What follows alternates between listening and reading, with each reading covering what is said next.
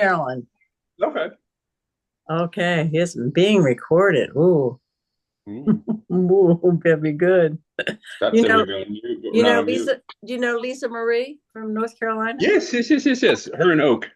Yes, yes, yes, yes. I met her on my first ultra ever, and she was the DFL, Hmm. and they were cheering for her. I was like, and we've been friends ever since. Cool. Yeah, it's neat how many people we've met through 10 junk miles. It is. It's cool. Hey, Penny. Well, hi, how are you? Good. How are you? I'm great. It's almost my bedtime though. It's eight Me o'clock too. here. It's eight Yeah. o'clock. Where are you from? Oklahoma. Oh, so what's your time right now? 7. Seven. Mine's eight. Yeah. Yeah. I go to bed early because I get up early. Yeah, I do too. Unless we're watching something sports wise. So there you go. There's Scott, I think. I should be here twice. There you go. Oh, Yeah, I we were see there a twice. oh, yeah. All right. All right. So I want the volume on that. I want the video on this. Hi, Scott. Hi, how are you? I'm wonderful. All right. You I got my mug, my guys tech. were all supposed to be muted on entry. What happened? I don't know. All I right. hit You, unmute. you can't mute us. You can't mute the moose. No, that's my shirt. See my shirt? Dark side of the moose. Dark side of the moose. Very nice. All Yeah, right. Well, I will mute us. ask you to mute yourself, or do I have to mute you? I don't know. I'm new at Hunter's this. muted. Oh, I Yeah, can we've do it. got I control can do over it. it. We can just hit the mute. I can do it You if you should be can't able do to it. host and mute All everybody. right, that's everybody except for Hunter, who's still talking. So, of course, all East Coast people are here. All right, so I'm gonna get ready and I'm gonna hit record. We're just gonna rip right into this because I don't know what to expect.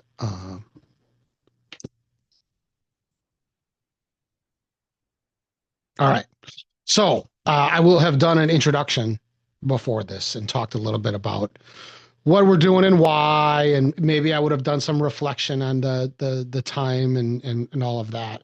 But I was thinking a lot about what to do for like a 10-year thing, and I hope that everyone had read the document or that I'd posted, because what I don't want to do is spend 2 hours listening to people talk about me and tell me that they like me and that I'm awesome and stuff like that, because that would not be good listener material. So kind of in the spirit of the podcast itself, what I wanted to do is I wanted to focus on looking back over 10 years.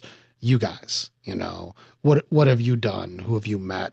What have your experiences been? Because I mean, there's a lot of podcasts out there that play interviews of Cordy DeWalter, but there's not a lot of podcasts that can say, I met someone there, or I cried over this, or whatever it is that there's like a baby over. We didn't cause the baby though. I mean that would have been, well, Aaron's baby we caused, so that would count. And the baby's waving at us appropriately. Oh, that's perfect.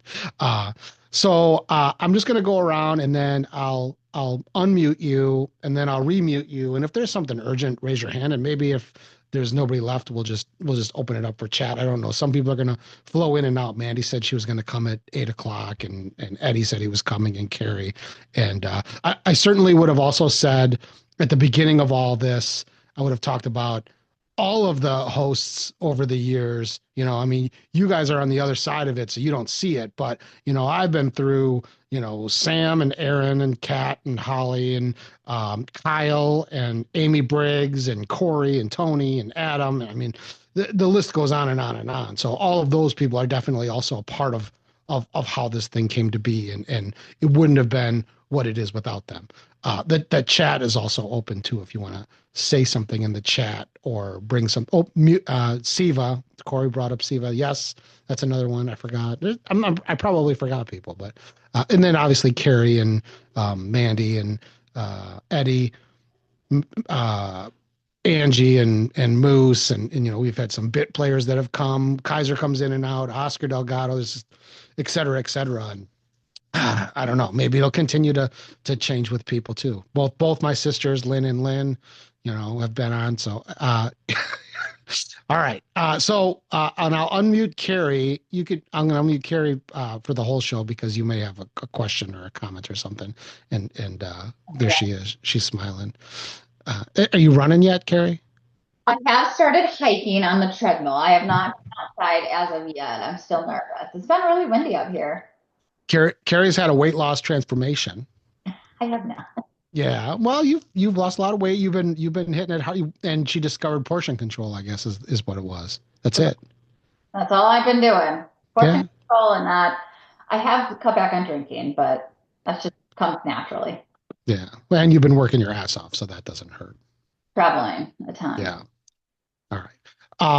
So we'll start with Penny because she was the first one here. I'm going to unmute Penny and I'm going to ask her these questions and you're obviously you're not restricted by them. You can talk about whatever you want, but let's just see how this works. Okay. I'm going to ask to unmute and then she's going to unmute and kind of like as in a meet the listeners, tell us a little bit who you are and where you're from and what you do to like introduce yourself to everybody. Okay, I'm Penny Williams. I'm also known as Moose. My husband started calling me Moose when we first got married, and I fought it for a while, thought it was crazy, and now I've embraced it, and I have a ton of moose all over my house. So, and I have a tattoo on my back with a runner with moose on it. So I've embraced it, and I'm from Easton, Maryland. And let me look at my list of things. Oh shoot! I can ask you the questions if that's helpful. Yeah, I have it on here. And Okay.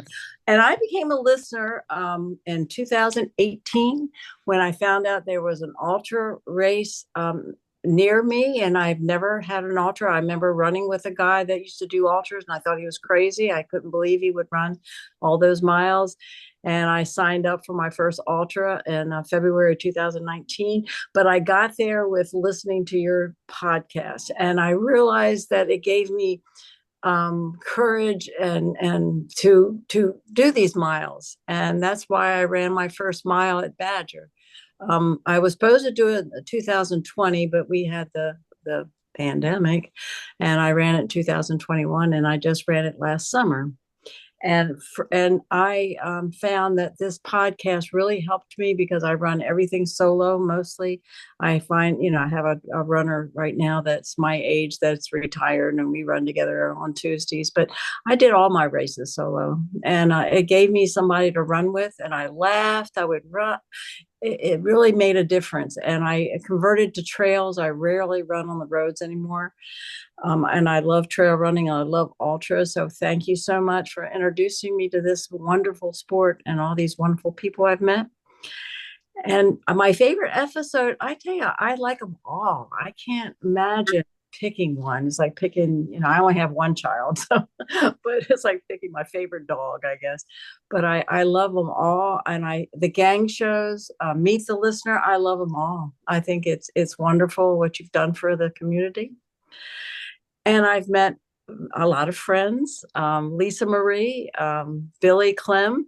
Billy Clem, I just ran one of his races. He's a race director. He's done it. This is called the Dark Side 8 Hour. I just ran that last weekend. And actually we traded 10 Junk Miles hats. We had both. I had a hat. I bought the original hat, and he really wanted that one. And then he bought one, and he wanted the original. So I contacted him, and we switched hats. So that's what you all do for us. Holly, oh my gosh, Holly's my girl. She paced me this last time and surprised me. I had no idea she was going to be there, and she paced me during the night. And Trina, she was my coach, my first coach for the 100-miler, Trina Kennedy. Lisa Marie, Shea Oscar. I ran with Oscar. Oh my gosh, we had so much fun running together this past year. He was telling dirty jokes, and I just laughed, and it was fun. And Ed, oh my gosh, I love Ed. I love you all. It's just a wonderful group, and I feel like it's family. And I'm trying to talk my husband into coming back in 2026 because I am running another 100. in New Jersey in September. So I love running. I love the sport. I've been running for 53 years. Been at it a long time, and I think when I discovered ultras and trails, I had a new passion for running. I loved it enough, but the roads marathons are hard. I've run 20 marathons, and I prefer the 100 milers or long miles, because you feel when you finish you've accomplished something. When I used to run marathons, I would beat myself up because I didn't I my times are going down, and I just thought, oh my gosh, I would criticize myself. And with trail running, I just love being out there. This is a wonderful passion of mine. Can you And tell us about a race you did that you wouldn't have done if it weren't for the show? I wouldn't have done Badger. I wouldn't have considered 100 miler if I hadn't listened to the show. That's my my husband's probably wishing I hadn't, but because he poor guy. But I don't like. I run. I've signed up for another 100. Will be my third. I love the long ones, and I appreciate that you gave me the courage and the confidence to run Badger because of the long cutoff. And your podcast really focuses on the people like myself that were in the back of the pack. We're not the elites. We don't get much attention, but you give us the attention. You have given us, a passion that we love, and enjoy it. And I wish I could come back every year. I wish I could run all your races. What's this other 100 you're doing? It's the Wild Goose Chase in Hewitt, New Jersey, in the trails. Very And nice. I was trying to pick one, and there was one in New York, Long Island. It was a Tesla Hertz, but I didn't want to run anything with a Tesla name in it, so I picked the one in New Jersey. That was so recommended. But I'll be back. I'm going to come back in 2026, so I can give you another hug. Yeah, I'm going to protect my butt this time. I know. My husband. There was a slight butt grab at the last finish. My husband about died. He was filming it, and I almost said, "Don't be filming this," but he was appalled. There's been worse. I mean, Corey Malicki, he picked me up. Oh, I don't even know what he was thinking. I think once it was like the Jaws, but we need a bigger boat. It's like, whoa, But okay, so finally, last question. Something that the show helped you with, some way that your running world has been made better by the show. Well, trails, and all the people I've met, I feel like I'm friends with. It's just the courage to run these long races. I'm older now. I've been running for 53 years, but I wish it was I could turn back time and start running them much earlier. But I am doing as many as I can, as long as I can. But you've given me the confidence, and the feeling that you get when you finish 100. You cannot package it. You cannot. It is just oh my gosh, the feeling I got. It was beautiful. Keep in mind also that if you would have started earlier, you might have been burnt out by now. I would have known. I've been running a long time, so I got burned out on the roads, but I just love the trails. I love running. I just love running. I've loved running all my life. Well, I'm sorry. I am muted. Eddie, you could be unmuted anytime you want. Eddie, just you and Carrie, I wanted you to be able to chime in if you wanted to, and if you do, just chime in. And if you don't feel like that, that's fine. All right. I just want to thank you, Scotty, for Hi, Bonnie. You've really helped. Hi, Ed. How are you? Hi. You're not delivering the mail, are you? No, I just got home. Okay, good. I was picking up all the meals that people leave outside their doors. That's what he's doing. He's eating like a 6-month-old McDonald's right now. Yeah. All right. Well, we're going to move on. Next on my list here, I'm going off the top of the picture is Hunter Peak. And Hunter, you're going to have to introduce yourself too, because a lot of people don't know you. Like you're not on the Slack, and tell us a little bit about you, where you're from, and stuff like that. So my name's Hunter Peak. Spoiler. Live in Apex, North Carolina. Originally started listening to, it's not my birthday, they said. Started listening to the show when I was living in Brazil, actually. I So remember that. Oh my God. yeah, Yeah. You were not even a American or not even in I America. I I remember was South that. American. And the I totally Brazil, forgot like, that you lived in Brazil. yeah, South America, not Indiana, where Kevin's from. The true Yeah. Brazil. Uh, Yeah. but yeah, so I was always a, athlete, but not really a runner because I hated running. And then had kids, got overweight, started doing the whole couch to 5K thing, and did a 5K, a 10K, and kind of kept going from there. Never did races, never wanted to run with people. And I did like a self-supported marathon in town. And then after that, I was like, what do I do? And I Googled running gear and things like that on Reddit, and your podcast came up um, about a place to get like gear reviews. And I've been listening since 2019. I haven't heard a single gear review or anything helpful Oh, it's related to false that. advertising. Yeah. The only thing I remember, I always laugh about this, is I remember your interview with Willem, and he mentioned shittens, I think, the little mitten you could use to clean your. Yeah. I That's all I remember from his interview. But Did you go buy that's the those only, shittens then? no, they didn't have it Okay. on South America. But that's the only gear review I can recall that you're doing. That's funny. Uh, All right. And then what's the next question? Tell me about somebody that you're friends with now that you met from the so show. Oak, Not me. Oh, yeah, not Oak Miller. no. Pick somebody else. Oak No, Miller, I'm Oak and I joking. Go ahead. actually live about 20 minutes from each other. And when I am running, we semi-run regularly together on the same trails that Lisa runs on, yet we've not run with her yet.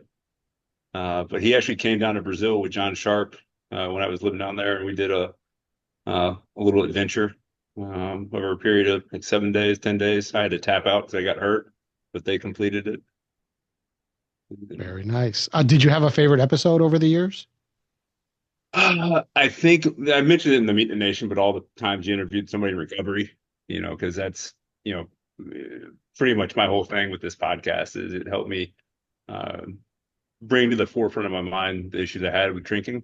I can recall clearly being on the side of a mountain, hearing a podcast where you're interviewing somebody and they're talking about their drinking and realizing that I was nodding along and identifying way too much. Do you remember who it was? I don't, it was one of the early episodes. 'Cause I started from the very beginning. So who was it that passed away? David Clark. David Clark. So I remember his, I mean, you say that there's a lot of people that have passed away at this point too. fair I mean, enough. it's So, sad, but 10 years of podcasting, there's a list. I mean, like, what's the John Cusack movie, High Fidelity, where he has his records organized by like what was going on in his life, I think who he was dating. You know, yep. I remember exactly where I was listening to a certain podcast, so David's podcast, I remember exactly where I was when I messaged you asking you where I could hear your story. I was at a Target in Durham on Facebook Messenger, and that's when you introduced me to the Ultra Runners in Recovery group, Did I and send you a book in Brazil? Or in was that Brazil. here? So I sent a book to I'd ordered Brazil. t-shirts, and um I was pretty much blackout drunk and reaching out for help, and I already had shirts on order from you, and I asked you to throw in a big book, and I still have it today.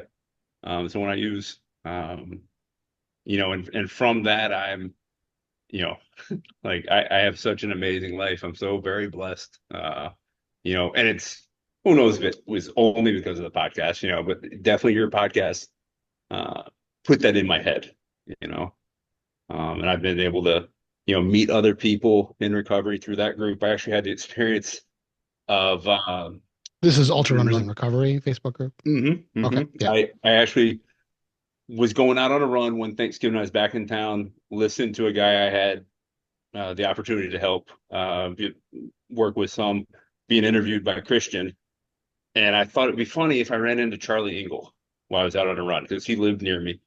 Scott, I shit you not, I went out and turned right on the greenway, and Charlie Engle was about 6 feet in front of me. And I'd never met him before, and I caught up to him, and I jogged, for about 4 or 5 miles with him, just bullshitting.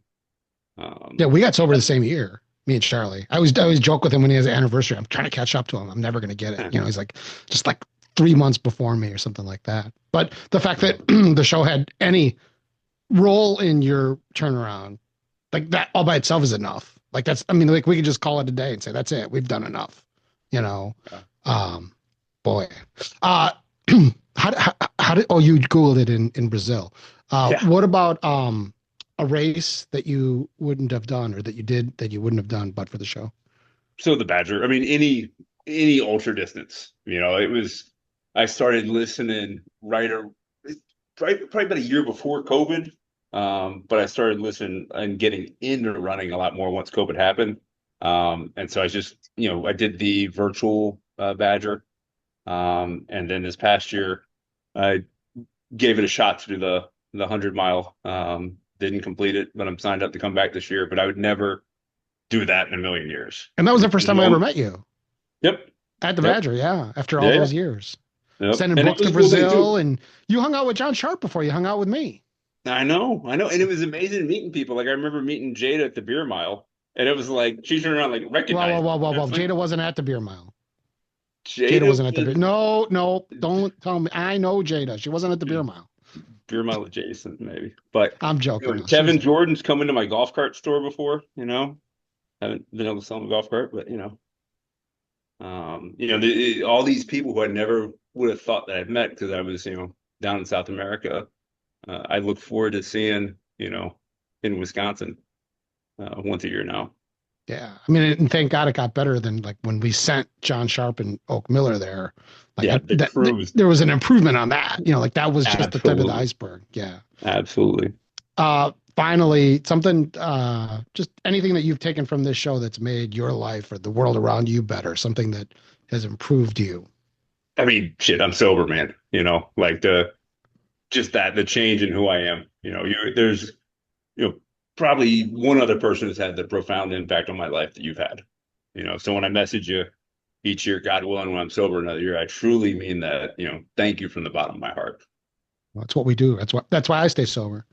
That's how it works. Yes, all right. Well, I'm glad, and I can't wait to see you at the Badger this year. So thanks for being a part of my dream. And let me be part of yours.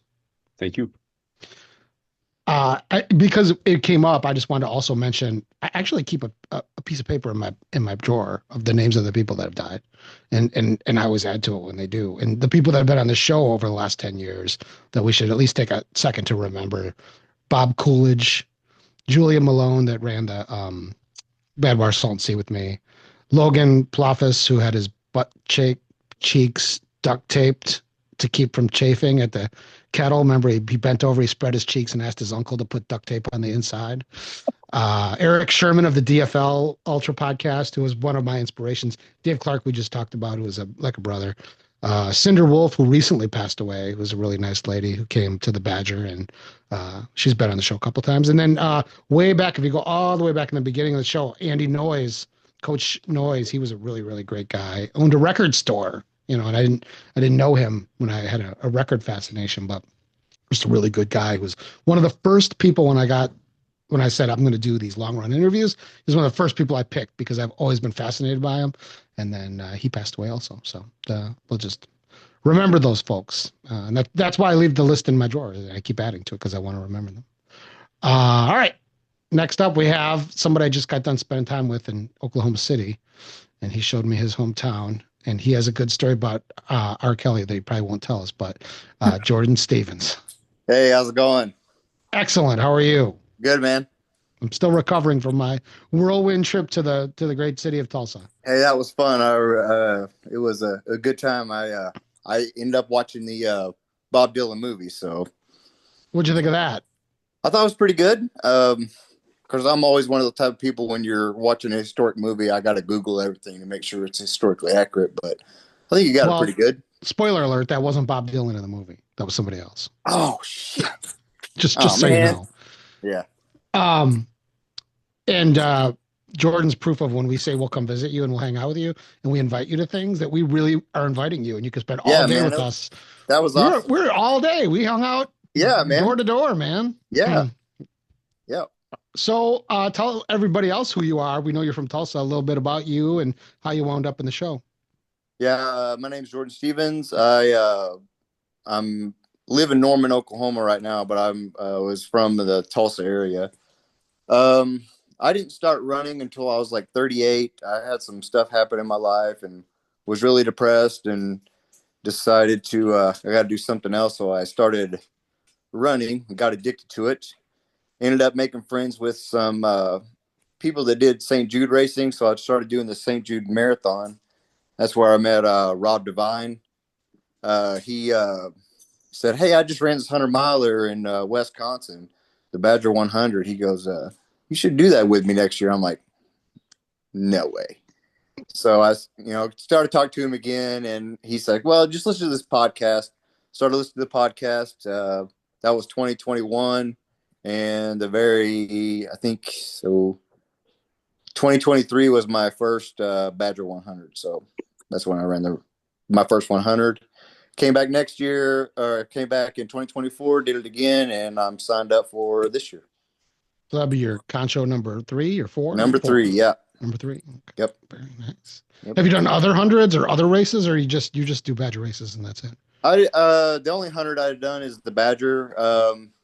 I travel so much with work and a lot of busy at work, so a lot of the time I'd like to do some like a 50K or something like that. What I'm thinking about doing this year is the turkey trot. Oh, it's terrible. Well, who on here's done the turkey trot? Carrie's done it. Mindy,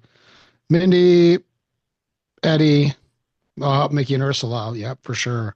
What direction is it this year? It's Milwaukee to Chicago. Oh, I would do that one. The other way sucks. I think then I'll do this one then. Yeah, I think both ways suck, but you can come and stay at my house and hang out with me and have fun. And yeah, my brother-in-law lives in Chicago too, so I can make it a twofer. Who knows? I'm up to run 2 miles, hike 4 miles. So I'm on track to be running 100 miles by November, right? I mean, oh yeah. Or to have my knee snap off and have to get a totally new one. But either way, we'll figure something out. Did you make any friends from this show that you? Oh man, I made with Rob, the first 100 miler I went to, I met Michael Finstead, and not knowing the guy from Adam, just meeting the guy at the packet pickup. The next day, at Hollywood, the last stop before you start going on, he had tears in his eyes saying, "I'm rooting for you." And I met so many, Buckethead Bob. I ran a lot of miles with him. I met Penny last year. We stayed at the same hotel. We ate breakfast with her before I left to come back home to Oklahoma. So I really feel like when you go back to the 100-miler, it's almost like seeing a family reunion. I got so many good friends, running with Kevin last weekend was awesome. It's just so many great friends and so many people that you wouldn't meet before that are, always commenting on your face. Lisa got me the 10 Jack Miles hat after the dog that I fostered chewed it up. I mean, it's just things like that you're just like, man, this is awesome. And it's all because of 10 Jack Miles. Good people. And then the race you did that you wouldn't have done but for the show? Well, the 100-miler, I don't think I've done that, but I also been inspired by listening to a bunch of people in Chicago I'm not a cold weather guy. I actually hate cold weather. So used to when the winter happened in Oklahoma, I just run on the treadmill. But this last winter, I've ran outside most of the winter. So even in like degrees that like anything under freezing, I'm just like out on. But I've ran a few miles. And our local run store here, Red Coyote, they had a frozen feet challenge where you had to run at least 1 mile each day in February and you get a free beanie. And then I ended up doing that, even though it was like icing one day. So I was running in the snow and my wife was coming home from work. And she said, when I turned the corner, I saw a guy running down the street. I was like, who is this idiot? And she's like, oh, I'm married to him. But I had to get that beanie, All All right. Well, I was hoping we were going to get your R. Kelly story, but we'll have to save that for another day, I guess. I will tell that when I'll tell that at the Badger. Okay. So go find him at the Badger. Ask him to tell his R. Kelly story. It's really good. All right. I'm going to mute you and I'm going to move on. Oh, and also if you have to go or if you don't want to stay and watch everybody, you can. And you're welcome to stay for the whole time too. I don't want anyone to think that we're going to think you're a jerk if you leave. Next person on my list here is the Myers. And it just says Myers. I don't know which Myers it is. Maybe it'll be the Myers in together. I don't know. Or maybe It must be the little nude kid. yeah, maybe just the little kid. Just put the mic on him and we'll just talk to him. No, her. Hi. Oh, we're all here. There we go. All the Myers. Sorry, some of us were starting a bath. Yeah. Daylight savings time. But Melissa put her clothes back on and came out here anyway, didn't she? You're the second couple to run the 100 together. The Hoadleys were the first. Okay. Yes. They ran every step together, but you did too, right? Yeah, we did. Yeah. We did. Yeah. And finished We in a banana costume. Yeah. I did, yes. Yes. Yeah. Finish in a banana costume. We've had a banana and we've had a bacon. I don't know what else we've had, but Ooh. Oh, Okay. miss the bacon. so tell us just a little bit about you and where you are. I want to just point out that I was at the same place as you all weekend and I didn't see you once. So I don't know how we missed you. we're up in the room. You weren't up in the room. I was up in the room with Zion. Yeah. I don't Yeah. I know didn't how. see you. Were you there on Saturday? No, just Sunday. Oh, so we were there We Saturday. were there Saturday. Okay, so that's why we didn't see each Yeah, other. because we did the half. I didn't do the marathon. All right, so Myers, where are you guys from? Tell us just a little bit about you and then how you became a listener of the show. Yeah, so we are from Chicago, and I became a listener through Flatlanders. So I started, someone suggested like following the Flatlanders because I was going to run my first ultra, which was Tunnel Hill. And then through Flatlanders, stumbled upon 10 Junk Miles and started listening that way. And then ran, Badger 100 was my first 10 Junk Miles race. And it, to be honest, it was because you guys were like the best aid station at Kettle, and I had been listening for a while. And then we've done every like distance and race. Well, every Sugar Badger. I mean, we haven't done every distance Well, of not Sugar yeah, Badger. that's true. And dots. You've been at every event, but you haven't done Yes. every Yeah. distinct distance. Okay. Yeah, and then, I mean, do you want to talk about your? I mean, you got me onto the podcast and listening to that and into the races. So my story is a little easier to tell. Okay. Yeah. So I convinced him to do the Badger 100. We did Sugar Badger first, and Yep. then ran Badger together, and then we've done Dots together twice. Mm-hmm. Well, the first one together last year we did like, We traded off because Traded off. somebody had to watch our daughter. yeah. It was baby tag team kind of. Yeah. So Yeah. baby, Although she did do 8 miles. no, whatever. she did 13. Oh, No, Was she did there- more than, no, she did 18 miles because I did 13 with her, and then you did a loop. okay. So we each did a loop with her. Yeah. Did she do any running in the rain? No. No, we got out of there. So we signed up for the 48, but because Zion, our daughter, was kind of over, we only stayed Friday into Saturday. We packed up Saturday afternoon and left. And I think that was right before the storm came through. Yeah. Tell me about a friend that you guys have made that you made because of the show. There's been a lot, but Robin Sampler. Sam Planer? Yes. Sam Definitely Planer, Rob. yeah. Yeah. And I mean, Oscar, Holly, Carrie, like there's just a huge list of people that we would not have ever interacted with that are Yeah, like. but what about like friends that you actually like that are in your life? You know, not just like people that you accidentally know that you wish you'd never met. It would be everybody I just listed or we just listed. So no, there's not anyone that probably wouldn't accidentally know and wouldn't have a meal with or a beer with. And how about something that you took from the show and you've used to make your life and your running a better place around you? So for some reason, his name is now escaping me. The guy that did the Iditarod. What is Scott his name? Holbert? Is it Scott? He ran Badger with the wrestlers. Oh, that's And Pete Ripmaster.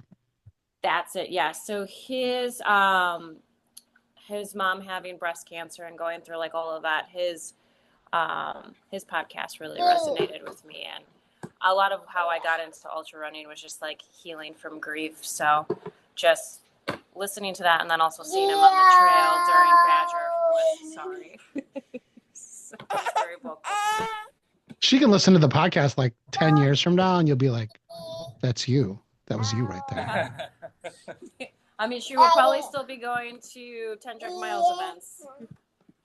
Nice. Well, hopefully she'll do one day. Yeah. Anything else before I let you go?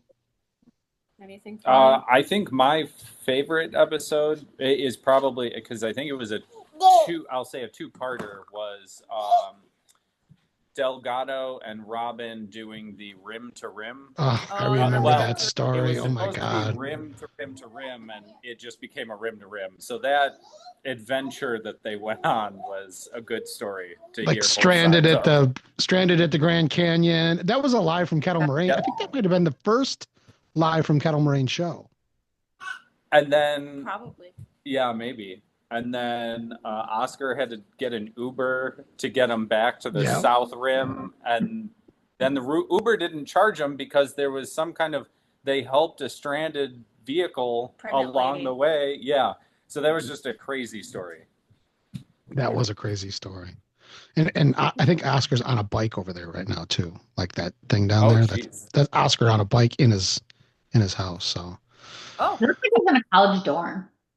Yeah, I think that's his like man exercise room or something, maybe. Okay. Yeah, he's shaking his head. Yes, he's got the red light, of course. All right. Well, I'm glad that I got to be friends with you, and I always look forward to seeing you, especially your baby, and hopefully we'll see you again at the next race. You guys doing Sugar Badger? I think so. We're just not sure what distance yet, and definitely dots again. Are you signed up for the Sugar Badger? Not yet, but we're always last minute. Yeah, you got to hurry up, girl. There's like 12 spots left in the 50K. There's like 16 spots left in the 50 mile. It's going to sell out. What about the half? Because I'm doing half is fine. 100K. Half is fine. Okay. Half we'll probably you do the half this year. Probably do the half this year. Yeah, it's probably gonna sell out in the next like couple weeks. So I would get on it. We'll commit for that. But not the half. Yeah. Okay. Yeah. All right. We'll probably do half. I've got Kettle, and then TBD on a Badger. I don't know. And we'll see you at the Kettle too at the aid station. So. Oh yeah. Yep. So I'll see you. We'll be there. We'll be there boozing, handing out Mamma Mia's garlic bread. If they open up again after the dead body. Yeah, they found a body in the parking lot, but. Oh yeah, I saw that. Sure, the garlic bread will be fine. Yeah. All right, we're gonna move forward to Corey's Lumber. Come see what we saw. She's clapping for herself. I asked to unmute. Okay, got it. I love that you clapped for yourself. That was the best. Yeah. I said Corey's Lumber, and you're like, that's me. She was the highlight of the Badger this year. I think everybody would agree. Like that, she was the best part. Oh my God! And it was like watching Dorothy wake up from the Wizard of Oz. She was like, "And you're there, and you're there, and you're there," and she had this moment where she just realized everybody around her were the Patreon names that she had been hearing her whole listening experience. So we loved it. She was the best. Well, I'm still not over it. I'm pretty giddy right now, just being in this Zoom call. You seem like a giddy person. Yeah, you're on the show. Oh crap! All right, there you go. All right, so who are you, and where are you, and where are you from? Tell us a little bit about you. Corey Garza. I'm from Hicksville, Ohio, not to be confused with Billy Joel's Hicksville, New York. We're mad at Billy Joel right now, by the way. Just so you know. He canceled his concert. Oh shit! Yeah, we had tickets. We're going, and they canceled. So I saw him with reschedule. With Stevie Nicks, Soldier Field. Pretty nice. Very nice. Yeah. This is with Sting in Milwaukee, but he has had a surgical procedure and it's going to be delayed, the show. So for sure. Likely story. Yeah. All right. Okay, what's my And first question here? how did you become a listener and Okay. when? Okay, March 2020. I signed up for my very first ever marathon, and so I thought I'd like dive into the podcast world and searched running. And there were a couple strikes and misses, I just didn't like any of them. So then I don't know, I just stumbled upon yours in iTunes. And of course had to start at the very beginning because I didn't know any other way. So I started at the beginning for a couple years. And yeah, just dove right in. So Are my you caught up? marathon, what's that? Are you caught up? Yes. Oh yeah. Okay. Yeah. So it's 823 or 825. There's 2 that have been deleted. Okay. Gotcha. Check. I'm actually started over and I'm on cycle number 2 of re-listening just so I can get my trivia game up to date, Oh, you should be the new trivia lady. I think- That's what we need. Or send me some notes about I good might. drops I that I should mean- have. I came up with some good ones, so yeah, we'll see. All right. I'll take notes. Favorite episode? The Wrestlers. I just re-listened to the Wrestlers specifically because of my grandiose idea that I could maybe run the Badger 100 this year. So Of course you could. Of course you that's what you could. say, Of course you brisk could. walk will do. And then I listened to these wrestlers, and they did it with 4 months, 3 months training on a treadmill. I mean, And no prior running experience. And wearing cotton socks. Yeah, cotton socks. Oh my gosh, that I mean, they were bleeding from the penis, but I know, mean, they're you don't pulling- have one, so you already got that advantage. I don't have a penis. There you go. Prove it. Holy crap! Now we know what to put on your trucker hat too. By the way. No, penis not included. So you're gonna do it? Did you sign up? Well, I signed up just because it was New Year's Eve and the price was going to go up, so I would lose money if I didn't. So of course I signed up. And you have a generous deferral policy, so I do. Very generous. very Hopefully you won't have to use it though, because we want to. That'll be fun to see you come around that corner. You don't know what it's like. I stand there and then I see these people come around the corner. I get all excited. It's like, who's coming? Oh my god! You know what? Sometimes I even forget who's in the race. Like in my head, I don't know. Jada's coming, Corey's coming. You know, and then you come around the corner. I'm like, oh my god, that's right. Corey was doing the 100, and it's going to make my day. Yeah. Oh man. Well, I'm battling a couple injuries, so I know the deferral dates. I just need to see what happens with, the body issues. And there's always next year, but I'll at least volunteer. So we'll, I'm just so giddy and tickled to see all you guys. Of course, I'm going to come meet my new friends again. You should have been around back during the pandemic. We used to do this like every Friday night. And then I'd go to bed and I'd leave the thing running. I'd come back at like in the morning. People would still be on there. They'd be like all night talking on the Zoom. All right. Have you made any friends as a result of this? Tell me about some friends that you made. Okay. Well, of course, the Badger last year, I met all the Wizard of Oz friends, of course, and it was blew my mind. But one person I want to call out. So maybe a month later, I went to North Country and I see this Mexican guy with a 10 Junk Miles hat on. And like he points at me and I point at him. Was that Eddie? 10 Junk Miles. And Oscar. Oscar Del Mar. Oh, yeah. Oh, Oscar. Yeah, I forgot. Yeah. And we just talk to each other like we're brothers from another mother. Like he knew me the whole time. And I mean, what a guy, and I think that's what all the TJM people are like. So that's like Oscar. I mean, I know we both have Mexican last names, but he's really not my brother. But he might be. Well, I thought that was your I thought that was your married name. It is. See, German, yeah.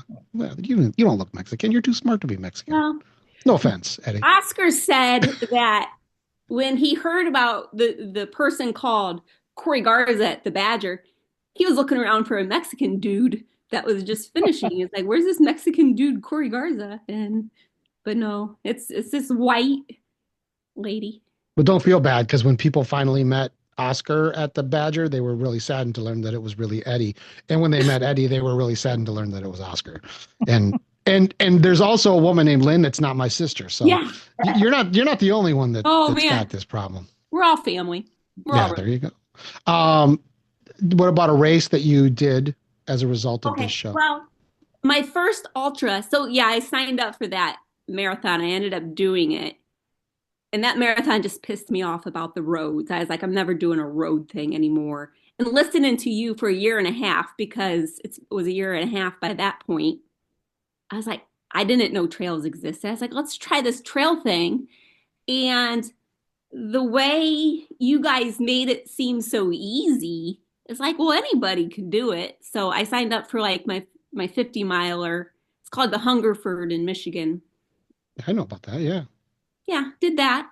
And that was my one like holy shit kind of race. And so yeah. And then of course I've been doing 50Ks, but now that I'm a 10 junk mile groupie, I'm just gonna have to do all the TJM races from here on out.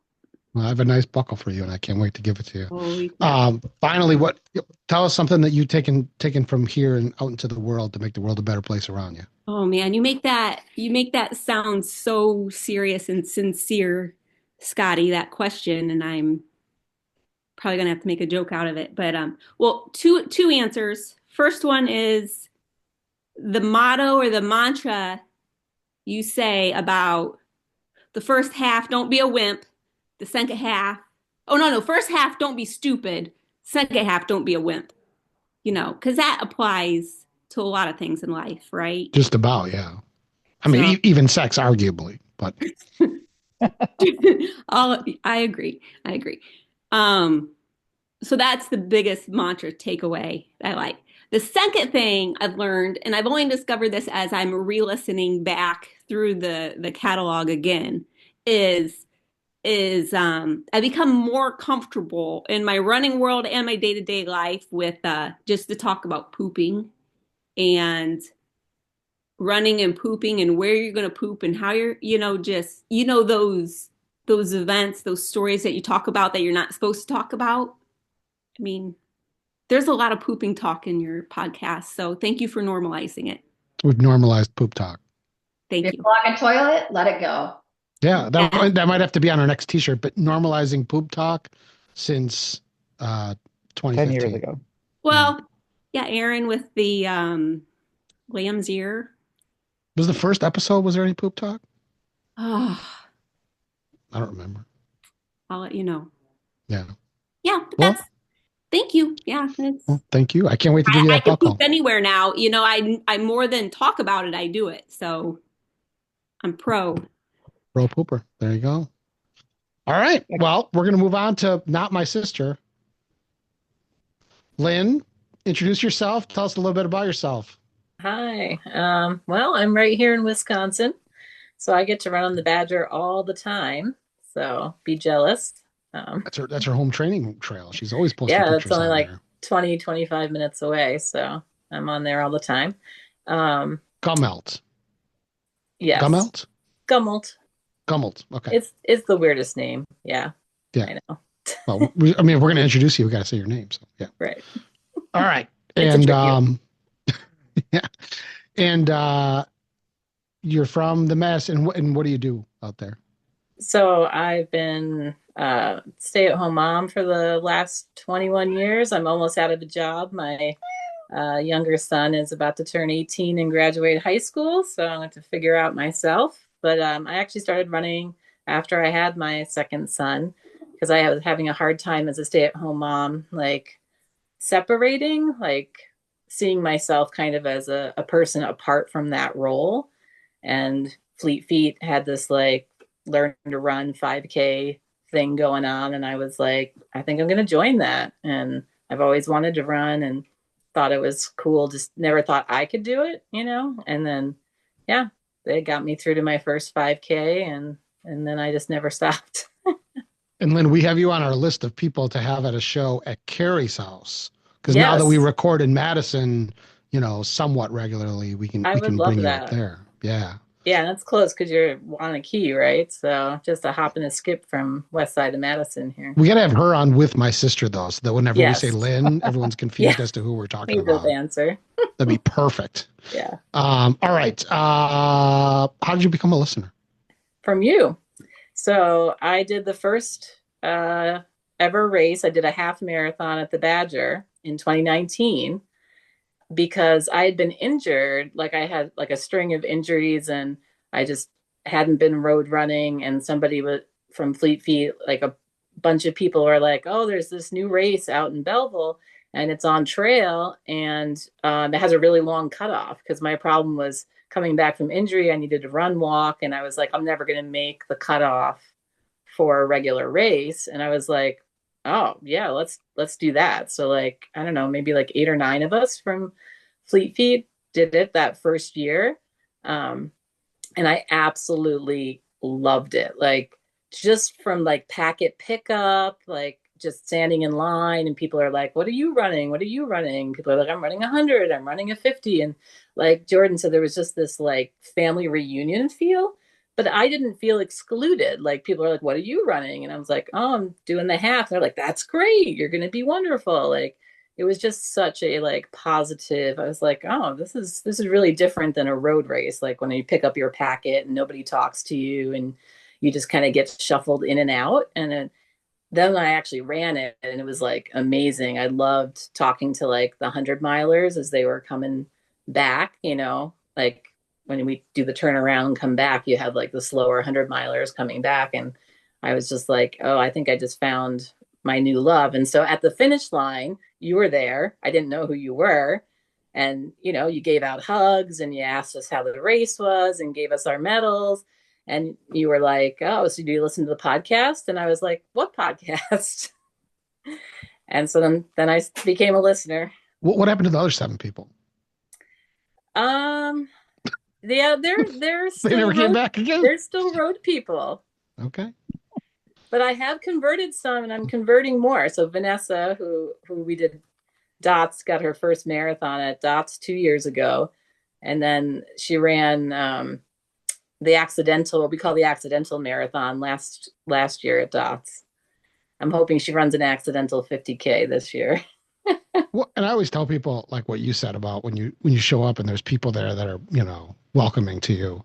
Mm-hmm. That I know I understand people can't do the same race every year. And if I don't expect someone to come back and travel to do the same 100 every year.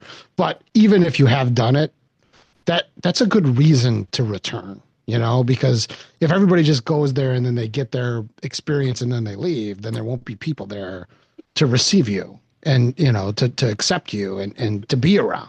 And that's part of the culture of the race. That's what I think makes it special. And, that it's kind of like for me, like for AA, I don't go to AA meetings anymore because I'm going to drink. I go to AA meetings so that there's somebody there when other people go to AA meetings. Yeah. That's a good reason to go to these races or even to volunteer if you don't feel like running. But, that's just an aside. A friend you met because of the show? Yeah, I don't know that there's one specific person. I think I just like that whole family reunion vibe that we were talking about. And like when you mentioned volunteering, I had that down as, what's better because of the show. It was the first time I felt like I wanted to volunteer. I've run races, you figure, for years, almost 20 years now, and I never wanted to volunteer for a race. I kind of felt like it was something I was doing for me, right? I'm paying the money and I'm going and running this race and you're doing everything for me. And with 10 Junk Mile, it was the first time I was like, you know what? I want to be a volunteer. I want to give back. And so I volunteered at Dots that first year and then kept doing it because I was like, I love this. I love being able to help other people get there. And like you said, the family reunion vibe, I love volunteering at Dots the first day and then running that next day, because then those same people I was taking care of the previous day, they're like still going the next day. And then they see me on there and they're like, oh, you're running today, and it's just kind of like a really fun you get more thing. Swag too. Yeah, you get double swag sometimes when you.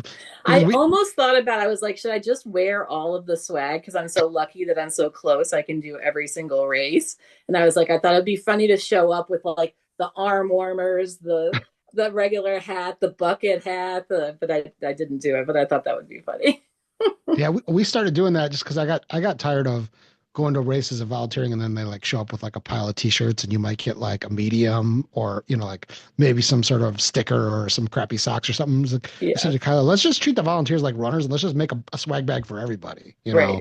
And that worked out really well. That was a good change that we made. And this year, I don't know if I talked about this on the show or not, but we are making, they're in production, the warming handkerchiefs with the pocket for the ice in them. Oh, and I all love that like idea. like the high end, because and that's something that you could actually use for this race, which is good. But Yeah. those are being made right now, and those will be the extra giveaway for everybody this For year. for the hot as hell tunnel detour. Yeah. I know, but it's pretty up there. So, all right, and then anything else?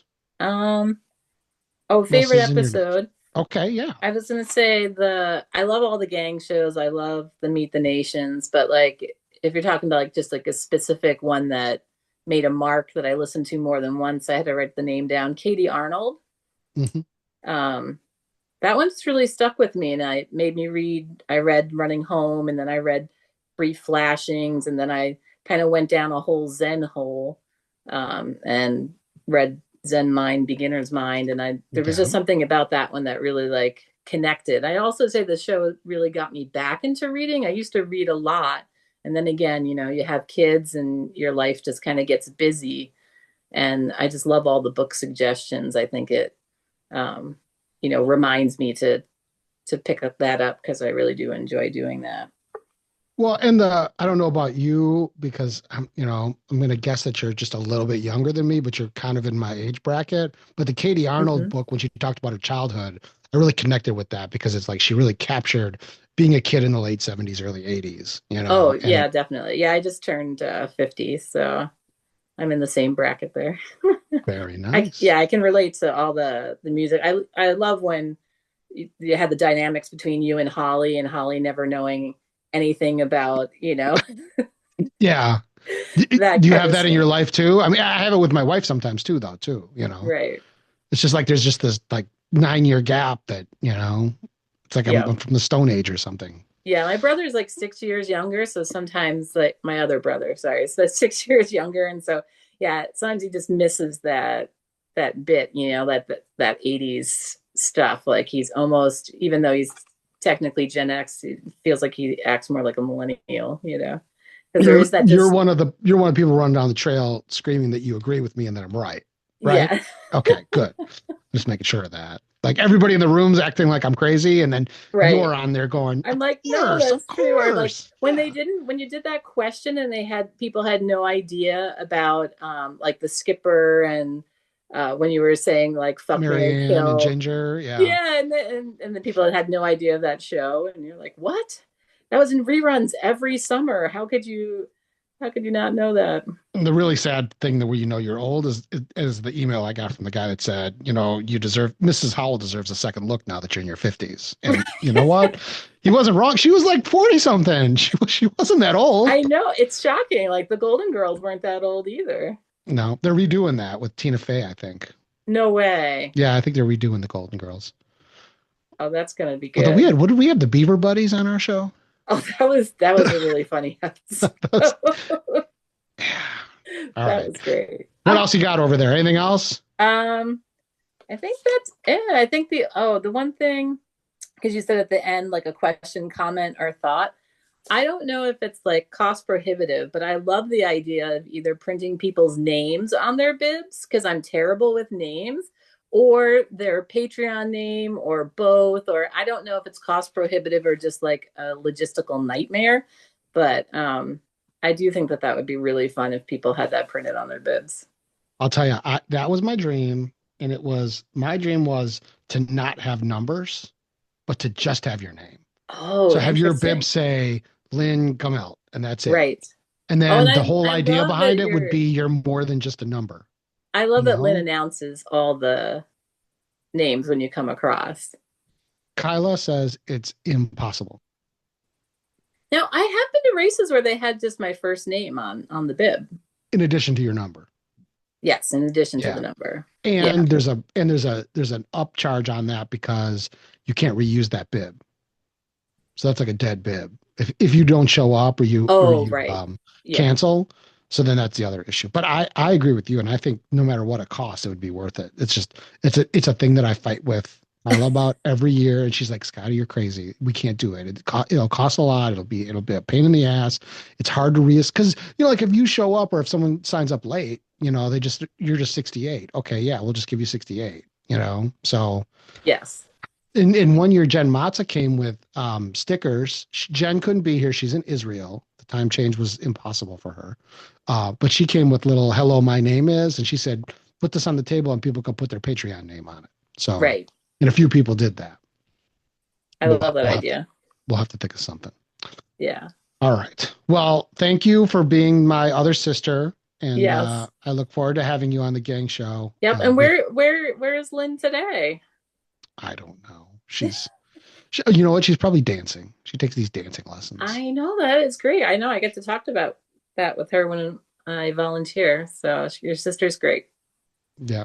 Well, she's a super fan too, and her favorite episodes are Meet the Nation. She listens to those religiously. Oh, nice. Just so weird because it's like she just likes to know the people. That's it. She's really into. Well, but she's announcing us, and like True. and people don't get it because when I come across the line, she's always like, "Here comes Lynn. It's a great name."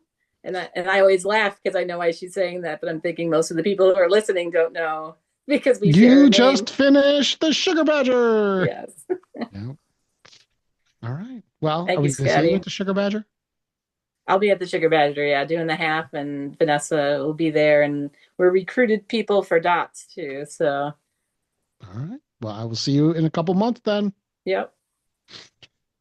Somebody that I don't need to see because I just spent too much time with is Kevin Jordan, and it's a very funny story. While I unmute him, when me and Kevin went to Oklahoma, went to Tulsa, we got in the car to go to our hotel. At the end of the day, I pulled into the hotel, and he said, "What's this?" And I said, "This is the hotel." He goes, "This isn't the hotel." I said, "We're staying at the Hyatt." He's like, "Not this Hyatt." We booked trips to go hang out in Tulsa together at completely different Hyatts in Tulsa. So. It was a good decision. Yeah. We got our own alone time. Yeah. Kevin, tell us a little bit about yourself. Well, I am Kevin Jordan, aka KJ, aka Law Dog, aka Giraffe. So, a lot of names. Originally, like Hunter said, from Brazil, Indiana, the real Brazil. I don't know what else to say other than that. I've been How did you find the podcast? How did I find the podcast? Good question. I think around 2019 or so, I was just kind of getting my spam emails from, I think it was either like Men's Journal or Outside Magazine had a list of top running podcasts. And I just randomly picked one. And unfortunately, the episode that I had to hear was the Dickmas episode as the first one. Very nice. And Dusty and Dickmas. Yep. That was Dan Slater. Dan Slater. And the thing I remember about it is Adam was not there. He was on vacation. And you guys called up Adam while he was on vacation, and he wanted nothing to do with you guys. Like nothing at all. Family vacation. Like, I think we were pranking. Were we pranking why are him? you calling me? Yeah, I think you were just cold telling called him maybe what gifts you guys had received from the listeners. I remember Rachel and Dan Slater were on a scale of 1 to 10, like 9.5 drunk at that show. Like they were really drunk. That was a good one. It's interesting the number of people that are on here that found the show in 2017, 18, 19. Because like the peak of the show was before that. And I think about that when I released those old shows, like I've done twice now. I did Ann Trason and Jameel, where people say, you should release an old long run, because so many times I'll be talking to someone and they'll say something about someone. I'll say, oh, we did a long run of them. And they'll say, oh, I never heard that. And so I figure if I put like some of the popular people back in, like people did know that we interviewed Ann Trason, it turns more people onto it. So it's I listened to that episode, and did not like the podcast at all, and went back to listening to Marathon Training Academy and No Meat Athlete and some of these others. Then eventually just kind of made my way back to it. And I have no idea why, but I did. And then eventually just got hooked on it and went all the way back and started listening to from episode 1 on. So you've listened to every episode? Not right now. I'm not caught up right now. I've gotten to a little bit of a audiobook binge lately. Very nice. How about a race that you did that you wouldn't have done but for the show? I think there's a lot of like pretty obvious examples of that, being like the Badger and Dots, even Badwater Salton Sea. I think that's probably the best example. But I'm going to go a different direction, and I will throw out Western States. And the reason I say that is after meeting up with some of the other listeners on the East Coast back in 2021, about like I think it's March of 2021, met up with Jesse Canfield, Oak Miller, Cobby, Steve Tersey, the Millers, a few other people. And basically after that race, Jesse asked Oak, myself, and also Nathan Gehring to come and crew and pace him at Western States. So kind of going out there and seeing that race, and I knew it was like a big race, and I knew that, or thought at the time that I had no business being anywhere around that race. Just didn't have the experience. I wasn't fast enough. I just basically shouldn't be there. But that basically gave me all the confidence to be able to go to these races and run them now, these more difficult races. I just want to point out, I pulled down the screen while you were talking, and I saw Lynn's ultra sign up. If anybody wants to see an interesting ultra sign up result, look at Lynn. This is her ultra sign up. Badger half, Sugar Badger 50-50, Badger, Sugar Badger, Badger, Sugar Badger, Badger, last dot, Sugar Badger, Badger, last dot, Badger, Sugar Badger. Those are the races that she's completed in her life. That is crazy. Yeah. Well, I mean, she lives on the trail, so it makes sense. How about she friend? might as well just send a paycheck to you every week. I know, if I did the math on that, I should just give her a wing of my house or something. Holy shit. All right, a friend that you made because of this show. I mean, I would say the ultimate guy in this would be Oak Miller. And I know that you hate hearing Oak Miller's name, which is why I love saying Oak Miller's name so much. Yeah. But yeah, he's been there, and we've crewed and paced each other at a ton of races. So he's probably the number one, but also kind of the Colorado crew of Gio and Tom and now Steve Tersey. So Very nice. Bucket Hat Bob as well, who and has you didn't his know any own of them podcast. before the show. No, I didn't know anybody. Bucket Hat Bob is a podcast with you. Yes. He's trying to plug his own show. You Yes, I said am. 100 Miles? That's right. Is the name of the show. With I Kevin, am a Kevin and guest. Bucket Hat Bob. I'm a Yeah. guest. He's a recurring guest. Recurring guest, yes. Very nice. But yeah, just looking at all the folks that are on this Zoom chat is pretty cool. Basically running with like Jordan a couple weeks ago, Hunter, surprising him in his place of employment in the golf cart shop. Mindy, who I very briefly met and barely remember at the end of Western States. She just like popped up out of nowhere, which is pretty Diane crazy. Durden, your crew chief at the Salton Sea. That's right. And I also early on met Chili Billy Clem back in 2021 at the Cowbone Ultras. Very nice. So But yeah, I've met a lot of people, made a ton of friends, and people Uh, that I talk to every day now. Finally, something that you've taken away from this show that you can take out into the world and make the world a better place around you. I don't know if it's makes the world a better place around me, but kind of the thing that I think about is not all races need to be goal races. You can go out and just sign up for a race and have fun out there. You don't have to run everything hard.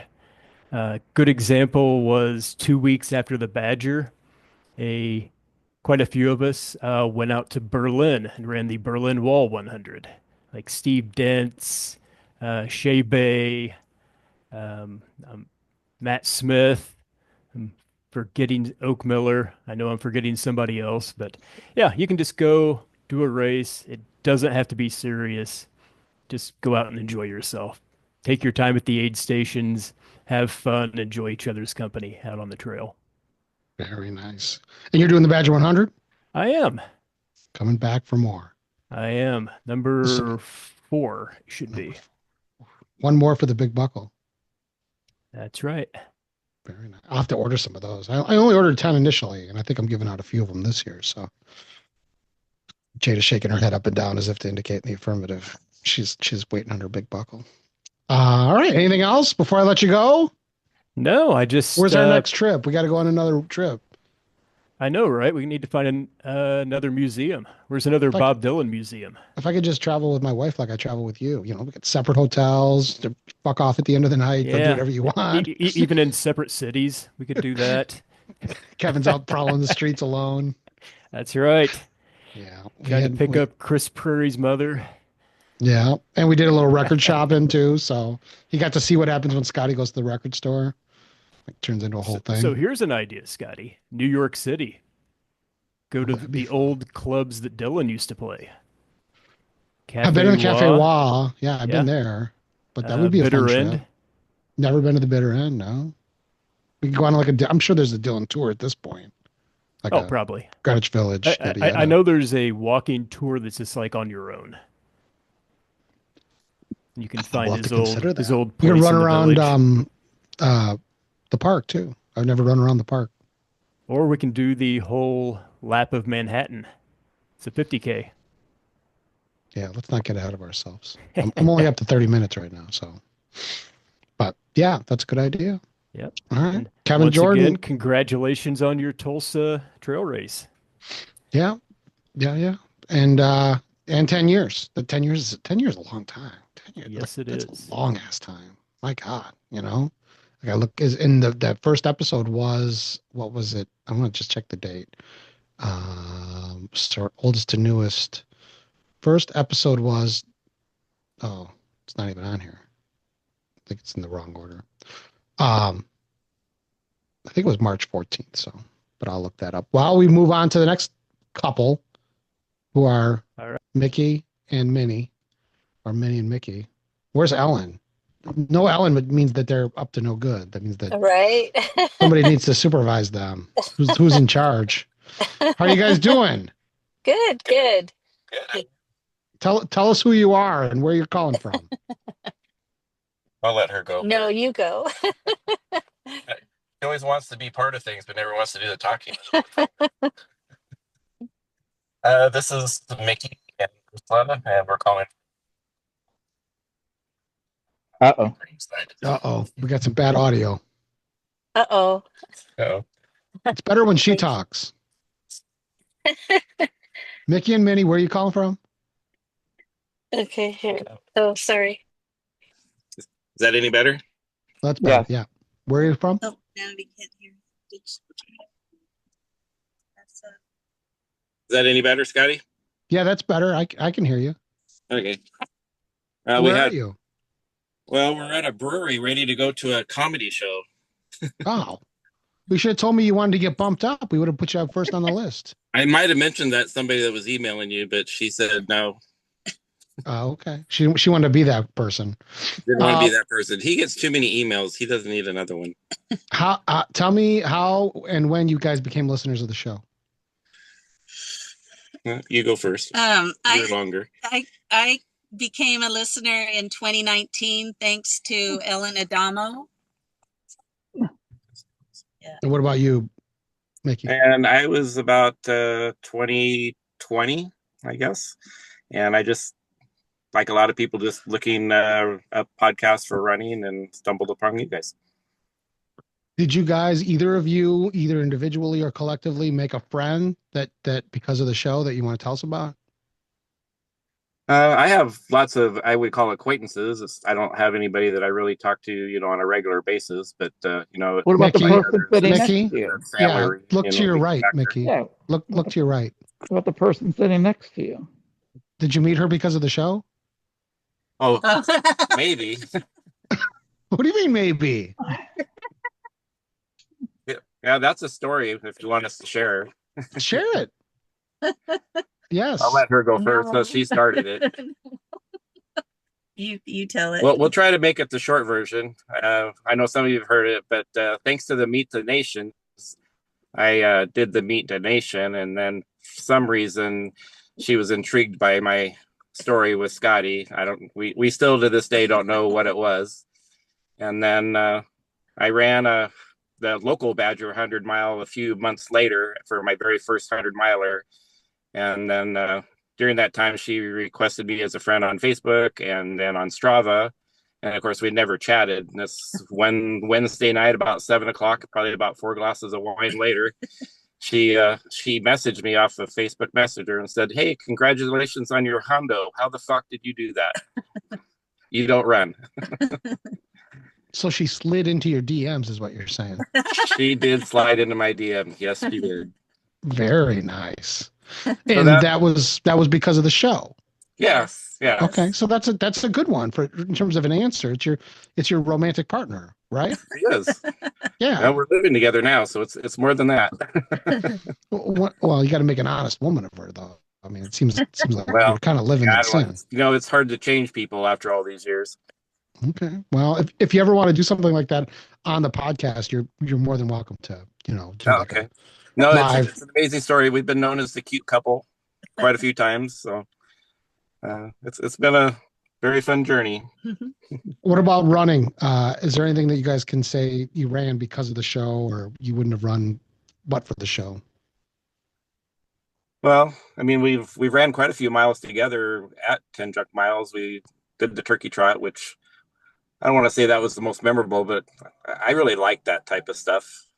Obviously I've ran the Badger a couple times, and she's ran the Badger, and we've done the Sugar Badger, and we've both done the Last Dot Standing, and we were there last year, got another 100-mile buckle and some more hugs from everybody, so a little family reunion, so that was fun. And we're looking forward to coming back and doing the turkey trot again this year to go the other. No, really?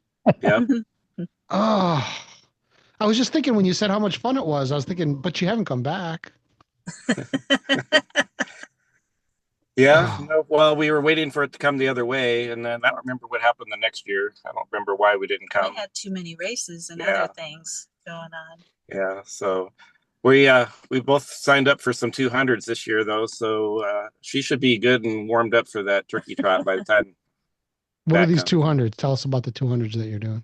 I'm doing the Oregon 200 that was canceled from last year due to fires. So that one got rescheduled for this year. And then she wants to do the Cowboy 200. So we're going to do that together. And what made you want to go do 200? Me? Because I'm male and I don't know better. But I don't know. You're supposed to be the brains of this operation. No, they're not here. They're to my right. Well, we have some good 200-mile experienced people that just did the Cocodona. You can ask for advice about too. So, right.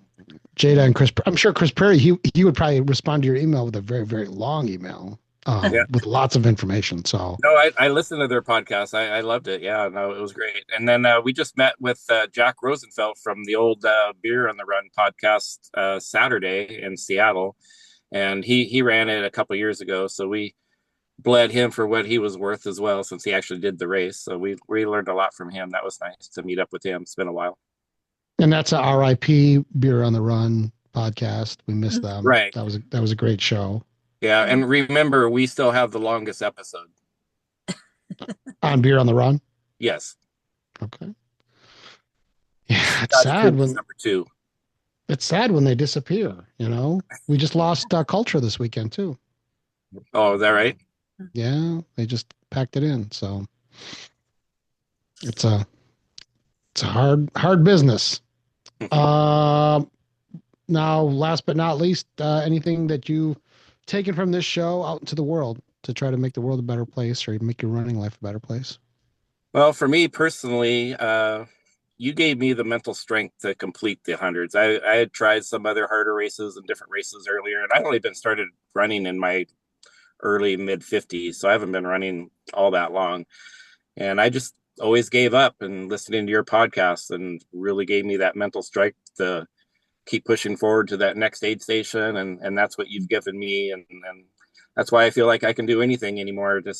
I've gained that mental strength, which is, I think, what we all need for these long distance to be able to keep going. And then I'll let her answer her own. After doing the Sugar Badger, which was my first ultra, I learned that I could do anything. It doesn't have to be a goal. I can have fun with the people out there. I can eat all the food, drink all the beer, and still finish an ultra. And so I'm hooked. I got to keep going. I don't know if I'm remembering this right, but Mickey, when you came in for your Badger, had you unsuccessfully attempted a couple of hundreds before that? Yes, but I did complete 100 just a couple months prior to coming out there. So you were struggling, then you completed one, then you completed Badger, but then you came back the next year and you kind of kicked the Badger's ass. I did. Yeah. Okay. I remember that. Took some names and that was kind of a surprise. I think that's back to the mental strength. We've all can say, you're halfway through 100 at 50 miles or even halfway through a 50 miler at 25 miles and like, oh, look, I'm cruising right along. I'm just going to kill this thing. And then the wheels fall off. And I think we've all had that part. But that day, the wheels did not come off. And I came in right at 24 hours. So that to me at age 61, mm-hmm. And only running a few years, that was amazing for me. It seemed like you had a perfect day that day. I did. Yeah. Yep. All right. Well, anything else before I let you go to your comedy show? I hope it's not Jason Venkis. You're seeing a real comedian, right? No. I don't know if we're seeing a real. I'm just giving Jason. I'm just giving you a hard time. Don't take that the wrong way. You're funny. I'm not. Thank you for everything you've done, Scotty, and we'll probably see you at the Turkey Trot because I don't think we're going to get out there before then. All right. Can't wait to see you. All righty. Take care. Bye, everybody. Bye. Oscar, are you there or should I come back to you? Looks like we're here for the comments. Hey, I'm right here for the comments. All right. I didn't know. I didn't know if you were talking or if you were sleeping. No, I'm listening. All right. Well, tell us who you are and how you came to the show. I'm looking at myself. I look like I'm 14. I shaved. My head is too big, and I got my glasses on. Oh, I'm Oscar, and I came to the show in 2019, I guess, or 18. Yeah, in 18 because I ran the Chicago Marathon and I fucking hated it. I mean, I liked that I finished the marathon, but I hated every minute of marathon training and marathon thinking. I didn't know anything other than marathon and road running. And one day I was like searching another podcast because I was sick of hearing about marathon times, and I was never going to be a fast runner. I was never going to want to run roads like that, and I just was going to quit. And then luckily I discovered you guys by Googling more podcasts and just started listening. And it was really you, Scott, that kind of opened my eyes that you don't have to like push yourself that hard in ultra running. You just got to go longer. So after discovering that you were a big heavy set dude and you like to eat a lot of junk food like me, I said, I think this guy's like onto something. This trail running sounds fun, and it's out in the woods. And when I was a kid, that's all I did was go into the woods and cause trouble because that's what I thought the woods were for. Were like for deviants. So once I figured that I could go back to the woods as an adult, and I wasn't drinking anymore, and I could actually enjoy nature for exercise and health benefits, and I could still eat because when I met you, you were doing one of your infamous Flatlander Krispy Kreme challenges, and then the beer mile over here in Palos, and then I saw you guys just kind of like partying. It's like partying without alcohol, and I'm like, well, of course the beer mile had lots of alcohol that day, but I wasn't, and I felt comfortable. I felt like I can actually make this a lifestyle because basically it's my lifestyle. This is what I do. Like with You my did family. embrace the lifestyle, that's for sure. Yeah, it's a whole lifestyle. Yeah, yeah. Yeah, I mean, you're almost at the wife's complaining about your lifestyle point. She is, but yeah, I have to cut it back. Yeah, but like you guys were saying, my room looks like a frat boy's room, but it kind of is. But it's also a gym, and I wouldn't have had all these ideas if I wasn't that I changed my lifestyle, because I used to just be a frat boy until I was like 40. That's crazy, right? Because I was raising kids with my wife and trying to hold down a career, and in the meantime, I was destroying myself. And it wasn't until I gave up the booze and I started to think about like alternative ways to entertain myself that I can I found ultra running, and I found that I could restructure my life. I call it, I had to reprogram my brain and restructure my life. But Were you listening to the show and drinking? No. I had quit drinking at least 2 years prior. Okay. But and then your story totally resonated, because you're from the Midwest and you partied like I did and held down, you were a functioning alcoholic, or maybe, but I was like that until I was like 40. So once I changed my friends, changed my attitude, and I started living my life through a lot of gratitude, being grateful for everything in my life.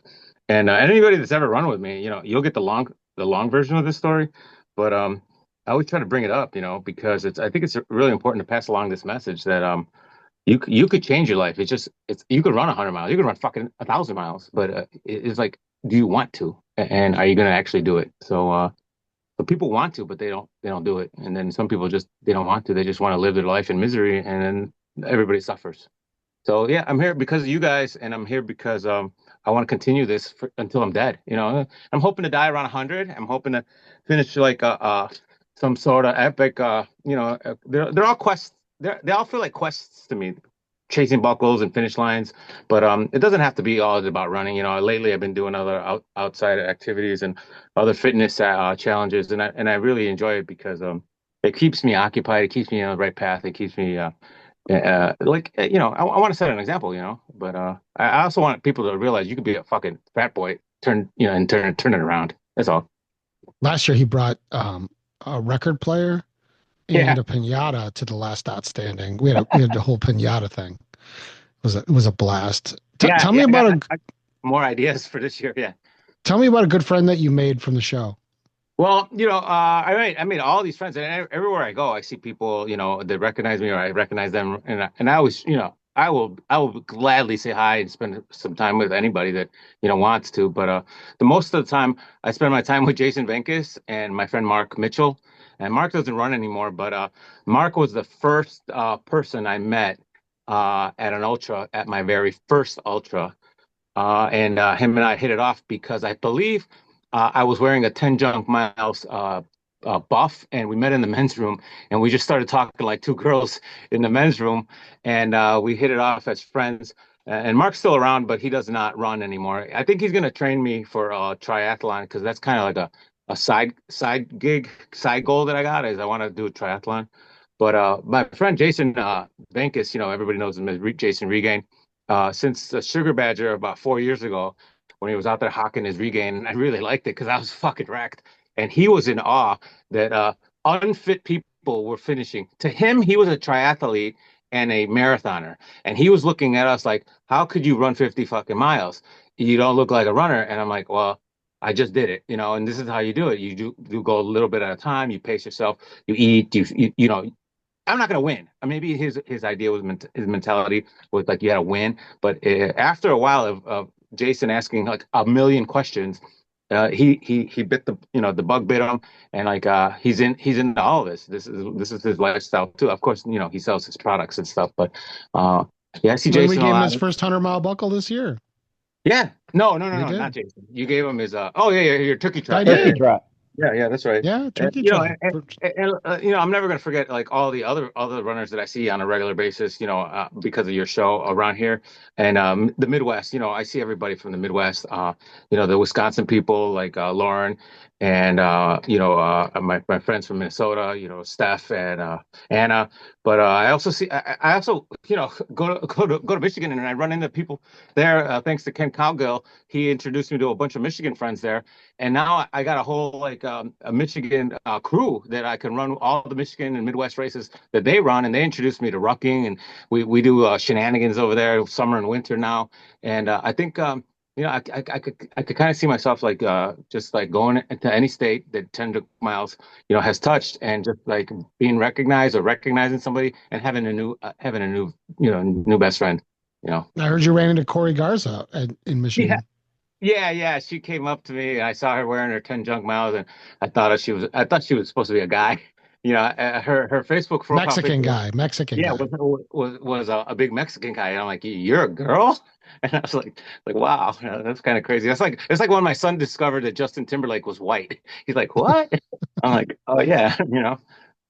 Well, speaking of friends, we were talking about all the people that you might have met and all the races that you might have done. Is there a favorite show that you had that when you listen to the podcast that you look back on, you're like that? I like that one episode. Well, I think the hook really set in early on because like during my reprogramming years, I was just listening to a lot of positive affirmation podcasts, and I needed to see what it's like for people that had gone through um, um, a lifestyle change, a life change. And David Clark's book, I was reading it, and I didn't know David at all. I just saw his book somewhere where he's coming up over the top. I guess it was Leadville, Hope Pass. I'm not sure, but I read his book, and I'm like, that dude is just like me, or I'm just like him, where lived our life in and out of work, and I mean for work, for family, but for drinking and drugs. I was doing drugs and all that stuff. So what happened with him was he got sober, and he almost lost everything a few times, but as I read his book, he came on your show, and I really like, wow, these people really exist. They're here. They're regular people. They're doing these incredible things. That's where I started to learn about all the different races, and then I got hooked onto your show, and you really introduced all the other races that I never even heard of. Just started to learn the language and the verbiage about where all these races are, and I learned through listening to your show, Scott. Basically, everything I learned about ultras is through you, Scott. To Scott Coomer Incorporated, through your business and talking to you and being your friend, and just learning how you live your life. None of us are perfect, and I always say this, and then I defend you to the end, man, because you really made an impact in my life, and because you changed my life, I was able to improve my life for my family here. I went through a career change, and all of that is because I wanted something more than just being a drunk frat boy. I thought that was going to lead nowhere real fast. What I just want to say when we're talking about David Clark, the Clark. name of the book is Out There. Yeah. He is indeed going over Hope Pass. He was Yeah. like a brother, I mean, Yeah. and it was really, he was a sad guy to lose. Yeah. So Out There, and he also wrote a book called Broken Open. He'd been on the show twice. He was actually scheduled to come here right before he died. He had a back surgery that just went awry, and he Right. he died on the into table. He got into MMA, which was quite wild. The guy was all these amazing ultra endurance feats, and then to do MMA. And I still watch MMA all the time. And I go, well, look at it. There is no stopping the human spirit from trying. At least try something. And I tell people all the time, you're never gonna get nowhere if you don't just try it. You never know what'll happen. He was that guy. And he was the real deal too. Like, I mean, there's a lot of people that they have a persona. You see them on the internet, and they're this person. David Clark in real life, he was that way. And if you listen to that first interview of me and him, we talk about like shit in the bed, and I mean, it got real, And he was a really cool, solid dude. Yeah. All right. So before I move on, anything else, Oscar, you want to share with everybody? Can you tell us how it is that you got everybody's Patreon name as your name in it? That's always been a mystery. I don't know the answer to that. Well, one year, I don't know if it was my second Badger, because my first Badger is always going to be like your first love, So I went back and I did the second one, but I really just I I wanted more participation in the community, because in the first Badger, I didn't know anybody. I ran it mostly by myself. I ran it with this fantastic lady, Marilyn Simmons. But there, I saw the community for the first time, Melissa and Eddie. And at the end, you know, you and Holly and Rachel and Adam were all there. But after that, I really didn't have a bond, okay, like we do now. So what I thought was maybe I could send you more money and get more email addresses out there with funny names, because that's what we're up, we're up to no good, So I said, all right, let me make up a couple dumb names. And I think that was the second Badger. It could have been my third Badger, but I don't really remember. But after people started hearing my name popping up and then getting to know me, they started hijacking my name and making crazy names. And by the third Badger, I think I was up to like 19 Patreons, but only 4 of them were mine. I have 3 email addresses, my wife and my kids, maybe 4 of them were maybe mine. And then the rest of them were just clowns that had just decided to mock me. And mockery is the ultimate form of flattery, right? Isn't that what they say? Mock the ones you love. I think it's imitation, but that's okay. Yeah, you know what I mean. Yeah, it's close enough. Right. Very nice. Well, I the one thing that people always say when I talk to them about gang shows is they want more Oscar. So, I'll come on anytime you want me to. 2025, we got to get more Oscar rolling. So, I think I don't know if you got anybody else signed up for every single one of your events. I'm going to be at every single thing you put out. Eric Haling is doing every event as well. You got to do turkey trot. You got to do a quick trip. You got to do shrimp run. You got to do what are we doing? A reverse marathon. You got to get that juice from that Lupita, the juice lady. Yeah. Now Katrina, man, get it right. Katrina, where are you, Katrina? Yeah. So we're gonna do it all. I can't believe that he consumed anything that came out of that car. That was very sketchy. It was a very sketchy moment. We were eating shrimp on a dirty picnic table too. So I think she got me contact high, because as soon as she pulled up, it was like straight Cheech and Chong car. Yeah, that was interesting. But yeah, we got to get a shrimp run together this summer too. We need a shrimp run. It's gonna be 70 degrees on Friday. Let's do it Friday. I know. I'm working Friday, but yeah, we got to do it. Like my son, when he was real small, you would bring something up, people want to do it now, and I'm like, let's do things now. I just want to do them now. We'll get it done. I promise you. Yeah. Thanks for being one of our. I remember driving you back to your car after your first 100. I remember I think it was during COVID too. It was like, I think I was driving you back in my car. I remember. Yeah, maybe. Yeah. No. We were probably in the woods in Palos or something like that. I hopped in your car, something like that. We got to do that. You got to come out. Palos has changed a lot. The woods, the trails over by Swallow Cliff and Bullfrog have all changed just a little while, bit. But we were out there just yesterday. It's really nice.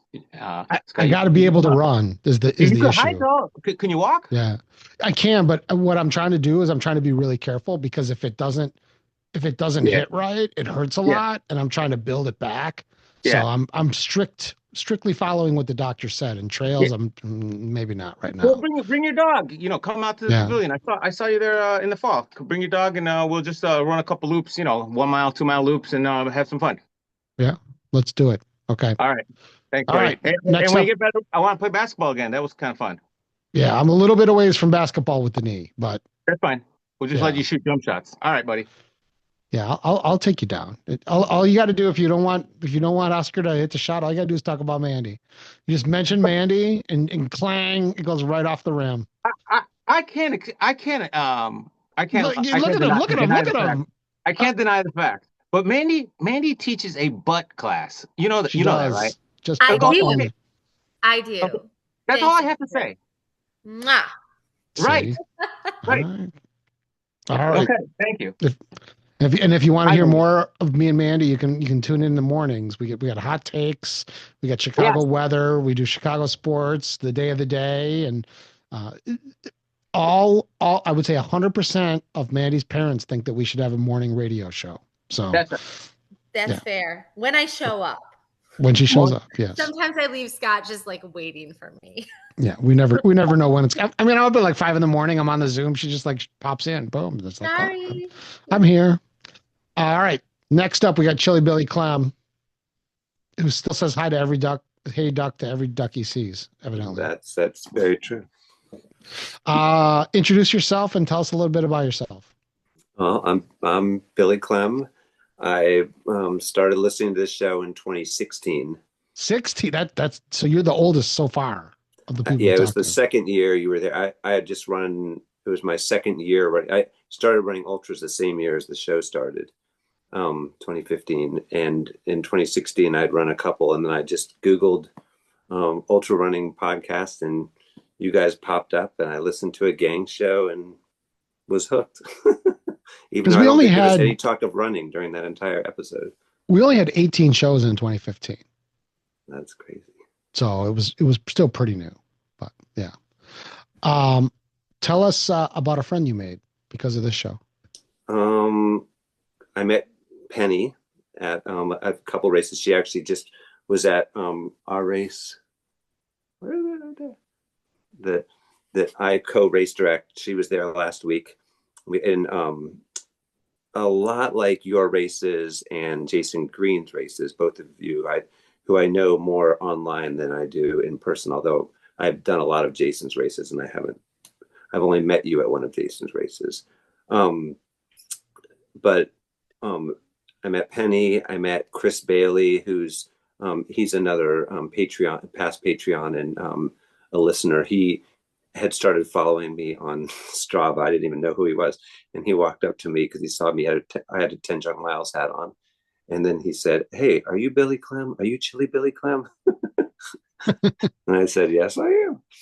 See, if you would have been at the Badger, then you would have got that from Corey Gaza too. Yes, and you're Chili Billy Clem? Really? Yeah, and he I run with him all the time now. So good dude. Penny lives, we both live in Maryland, but Penny lives on the Eastern Shore, which is kind of like the UP up in Wisconsin. So it's nowhere near where we are. So race that you did that you probably wouldn't have done if it weren't for us? All the virtual stuff during COVID. I ran the virtual Sugar Badger. I was on the results when it was there, but then my name disappeared a few months later off Ultra Sign Up. But I did it. I actually was texting with Holly during the middle of my run, and I think I had the slowest time for the the Sugar Badger 50K virtual. But I ran, I think ended up being like 33 miles because I ran from home and did a loop and ended up being farther than I thought. And I'm trying to think. Oh, my favorite show is Easy. I love, of course, when you interviewed John Godinay, and that meant a lot to me. And just to let everybody know, I'll let Scotty know. But if for all of you who listened to the episode with John, who passed away from ALS not that long after that,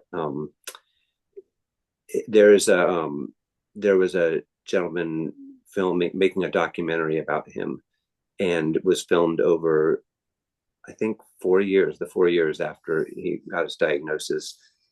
And it should be coming out in PBS by the end of this year or early next year. So I'll put word out in the nation. I can't see it. It's kind of blurry, but I was trying to show you the painting on the wall. Oh, yeah. I actually just posted one of John's paintings on Facebook today. Yeah, I have a big one. I don't know. Did you send it to me or did he send it to me? Yeah, we sent it to you. John. Okay, yeah. John sent it after you did the podcast. John wanted to send you the painting, and yeah, it's right on my wall, right behind my chair. And everybody that comes in, if you ever see it, it's a red painting with it's like a blue circle in the middle of it, and it's been on the studio wall ever since it came here. Yeah. I'm trying. I was just thinking about your stories when you interviewed John and you talked about Alfredo. And as soon as we finished the podcast, John was so worried about you because he felt, I know how he knew how difficult that was for you to get through. And it was a very touching moment. And then he immediately wanted me to send you a painting. And then he had me order the frame for it. online, and then we had it framed. Then we put the whole thing in the frame box and sent it to you. But it was a big deal to him. But he was very touched and thought you were pretty emotional during that. So he was really worried about you after that interview. The one thing that I can never figure out is why I didn't interview Alfredo. Like, because he didn't die till like 2017, 2018. Mm-hmm. You know, it had to have been, I think it was 2018, you know? And so he was like alive for 3 years of me podcasting. Why didn't I sit down and get his story? I have no idea. Like, that's just when I look back, I'm like, maybe you just wanted to keep that personal. Maybe something inside of you just wanted to keep that between you guys. Yeah, I don't know, but I mean, it would have been nice to have it, you know, like, because sometimes I go back and listen to, you know, like Andy Noyes, or I listen to, you know, my friend Julia. You know, it's nice to just kind of be with them again, and it's kind of like a way of doing that. And you know, I don't know. Well, I'll tell you, I also loved all the shows during COVID. I loved that you start to meet the listeners during COVID. I loved the episode 2 remake during COVID. That was hysterical. And that we fucked it up too. Like, yes, that was great. It was so classic that, and you got to understand. I mean, Sam and Aaron, they'll do anything for me, but Corey fucking hates me. And to get him to agree to go and do that, because I got like some salty emails from him before that, like, you got a lot of nerve, and then to get him to come and do it, and then it was all over, and I was like, fuck, we didn't record it. It was just perfect, you know? So there's another whole episode 2 that's lost out in the world that we just didn't record. Yeah. I also have 2 Ellie Pell interviews, early Ellie Pell interviews that didn't record, so. What are you going to do? The one thing I was going to tell you, you said something you take from the show. Someone's Patreon name was "Looks Like Walking, Feels Like Running." I remember that. Jada knows who it is. Jada just chimed in. But that's Cheryl. She said Cheryl. Is that Cheryl Anderson? I say that at Cheryl Miller race now. I look at the people at the aid station, the volunteers, and I'm like, I know, looks like walking, but it feels like running. I say it, and when we captain an aid station for the CNO 100, which is the big 100-miler around here, and I co-captain it with a friend of mine, and every single time we just, you know, it just cracks us up, all the people that come in talking about 10 jump miles, talking about and we tell everybody, looks like walking, feels like running.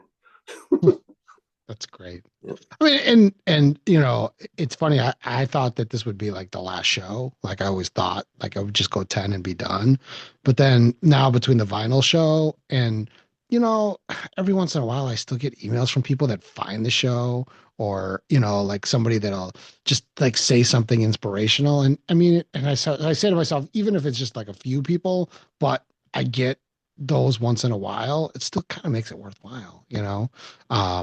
Not to say that there's, you know, like the Patreon is still the same level and all that. It's just, you know, and I think that being able to put out the old show once in a while still kind of helps, you know, like that, just to give me, because that'll give me like 3 weeks. It gives me a week off. So every once in a while, if I do that, because I have the deep library, and no one's ever complained about it either. In fact, the people that love the show are like, oh, well, I was glad I got to listen to that again. And other people say they didn't know I did it. So, you know, that feels like kind of a good out. And I have some ones coming up too. Like, I have one with Semi-Rad where it's basically just eavesdropping on a phone call. Like, I don't even think we talk about anything important, but and still people left to do, because Courtney DeWalter, she said circle back after the summer. So, you know, there'll be others on the bucket list that I'm going to do at some point in time. So, well, it would be cool if you did Courtney, just because I think it would be a very different Courtney interview than what we've all heard. I told her I want to go there too. Like, I want to go face to face with her too. So, oh, that'd be great. Yeah, should be fun. And you know, we got to have Camille back on after all this stuff that happened. And then, you know, there's a couple of people that like are, you know, maybe enemies of hers that want to come on too. Ashley Paulson, I had a nice chat with her at the Jackpot 100, and she's all on board. She's a delightful person, you know. So there's people. So all right. Anything else before I let you go? Nothing else, except for I want to say that I really I still love the gang shows. It's just easy. Sometimes I listen to them when I'm driving. Sometimes I listen to them when I'm running, but I typically don't have any earbuds in during running. So I'm the opposite of you, Scott. When I met you, you had earbuds in and didn't hear me say anything to you. And then when we got to the aid station at Yeti, I knew it was you with your tie dye. I was already pretty sure, but you were awesome. And I met Holly that day too, but Holly and I were more like kind of running back, kind of passing each other at times. But it's just been awesome. It's been a big part of my running life. Without finding you guys, I probably wouldn't have signed up for some. I haven't done any of your races, but a lot of the races I found out about were through people on the show. And I apologize for the Patreon list every week, because I think that I was the first person to change my name based on something that happened with the show. Because you guys used to refer to something as the quote Chili Billy in the early episodes, and kind of inferred there's a race. No, there's a race that's called yes, but you always called like something the Chili Billy, and kind of inferred it was like some sexual act that was just not a real thing, but it was just something that you were making up. And so I changed my name to that. And unfortunately, I think I started that terrible 40-minute Patreon read every day that we all love. Well, we're not going to do it on this show just because we're talking to a bunch of people, but I have it handy for the next show. It'll be back. Don't worry, we're not stopping doing that. All right. Well, speaking of Patreon, tell Kyla, hey, I'm pretty sure if I met all you guys, Kyla would be my favorite. So she sounds great, and everything I've heard from her about her. She's not been anybody's favorite recently. She's pretty wrapped up in this new job. It's kind of like do you ever see like The Devil Wears Prada? Oh, yes. Like that mean lady. She's kind of like that person. She's a little scary. I have to like drive her around, pick her up, drop her off. Like the other day, she had to go from one meeting to another. I had to make a sandwich and bring the sandwich for her. It was demanding. All right. Speaking of interesting Patreon names, we got Mindy Crotchfire. She's up next. We know that's not your real name, so why don't you introduce yourself and tell us just a little bit about yourself? Yes, can you hear me now? All right. Actually, you're the one that gave me that Patreon name. If you remember. No, I think you gave yourself that name. Well, I said the word. It actually came up on the trivia. Yeah. Recently. Well, during the turkey trot, I think you said your crotch was on fire. No, you guys were talking about Holly's herpes, and I said, "Do you mean crotch fire?" And you're like, "No, what?" And then you're like, "Okay, now that's your trail name." Crotch fire. So that was yeah. What's crotch fire? Well, the chafing. That's all. Oh, just down there. Okay, chafing in that area. Gotcha. So that's what I thought you guys were talking about, and I'd heard the horror stories. So anyway, my favorite story about crotch fire is when we were doing the turkey trot. There's a guy named Jim Arnold. You guys might not know him, unless you're local, but she said, at some point, because the thing is, he always talks and tells stories, and he kind of sometimes he's one of that guys that you never shut up. She's like, you should have Jim on your podcast because you wouldn't even have to ask him any questions. He'd just talk and talk and talk and talk. Very much like my husband. Yeah. All right. So where are you? And tell us how you found the show. I'm in Florida, and I found the show actually through the World's Longest Turkey Trot. I was looking for a 100-miler to do by the end of 2019, and I just did like a random Google search because I didn't know how to navigate through Ultra Sign Up yet, and it popped up. So I actually didn't know at the time that I hadn't listened to the podcast. So once I kind of realized it was related to the podcast, I started listening. So you're like the only person in the history of the 10 Junk Miles universe that didn't find the podcast, didn't find the race company. You showed up for the fucking terriblest event.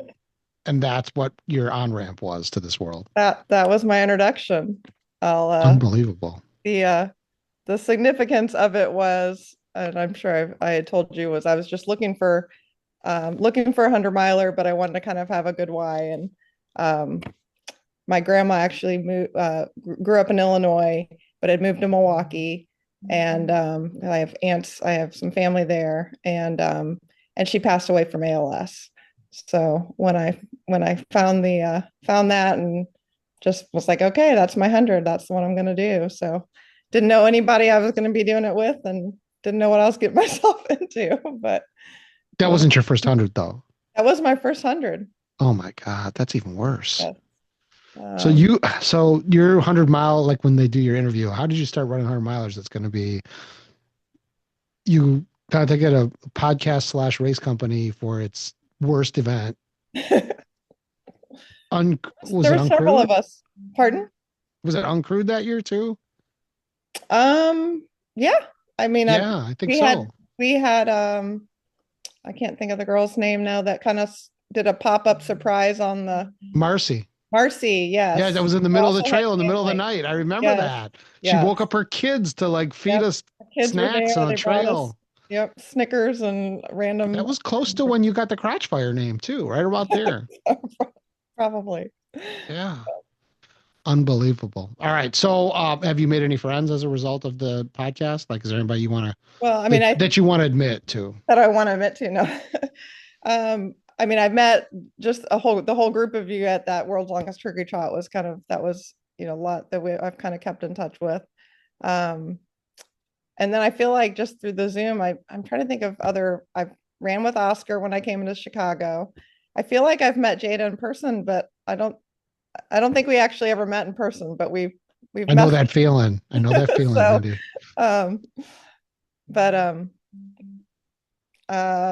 I'm kind of mind blanking. I had this whole list of names, and it's all right.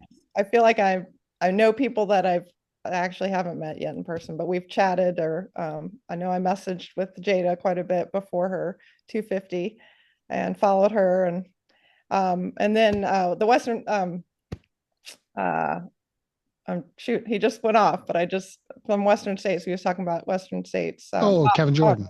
Yes, Kevin Jordan. So Rob was laughing at me because we were at Western States and tracking them, and it was Oak and I think Bucket Hat Bob and him there, and my husband was calling me the fangirl because I just wanted to meet them in person so badly. So, and we've run here in Chicago too.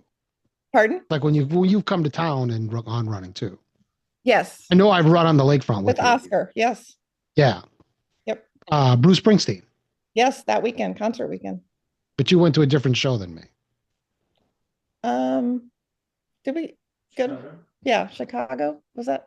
It was a different night. Yeah. No, it was the same night. We were just different places, I think. And you liked it?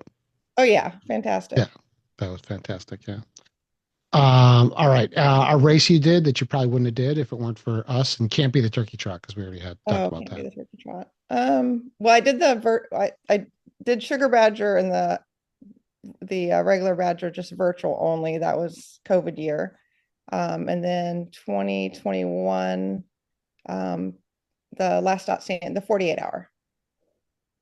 Very nice. Yeah, I think you might be the record holder for that too, right? Did you go 150? 150 female, yeah, record, but not. I got 150, but Jester was there that year. I think he had like 160 something. So most miles by a woman in the 150. Maybe. I don't know. I think I haven't given out many of those 150 buckles. Everybody says they're going to do 150 and everybody quits at 100.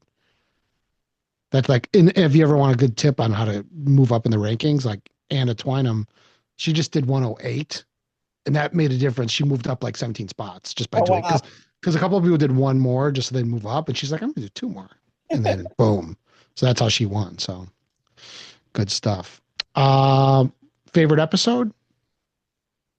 Probably the Hey Duck or the Q-tip one. I mean, those are the ones that I think I probably kept hitting the back button, listening again. Honestly, any of the ones that get you giggling in them, like I can't not laugh with that. whenever you can't even talk.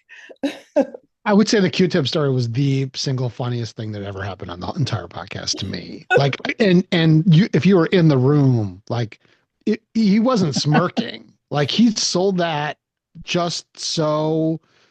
And I have told that story, like I've tried to tell it like as Eddie, like at crap stables and stuff, and I can never do it and never pull it off. At the end, they always just kind of look at me like, what?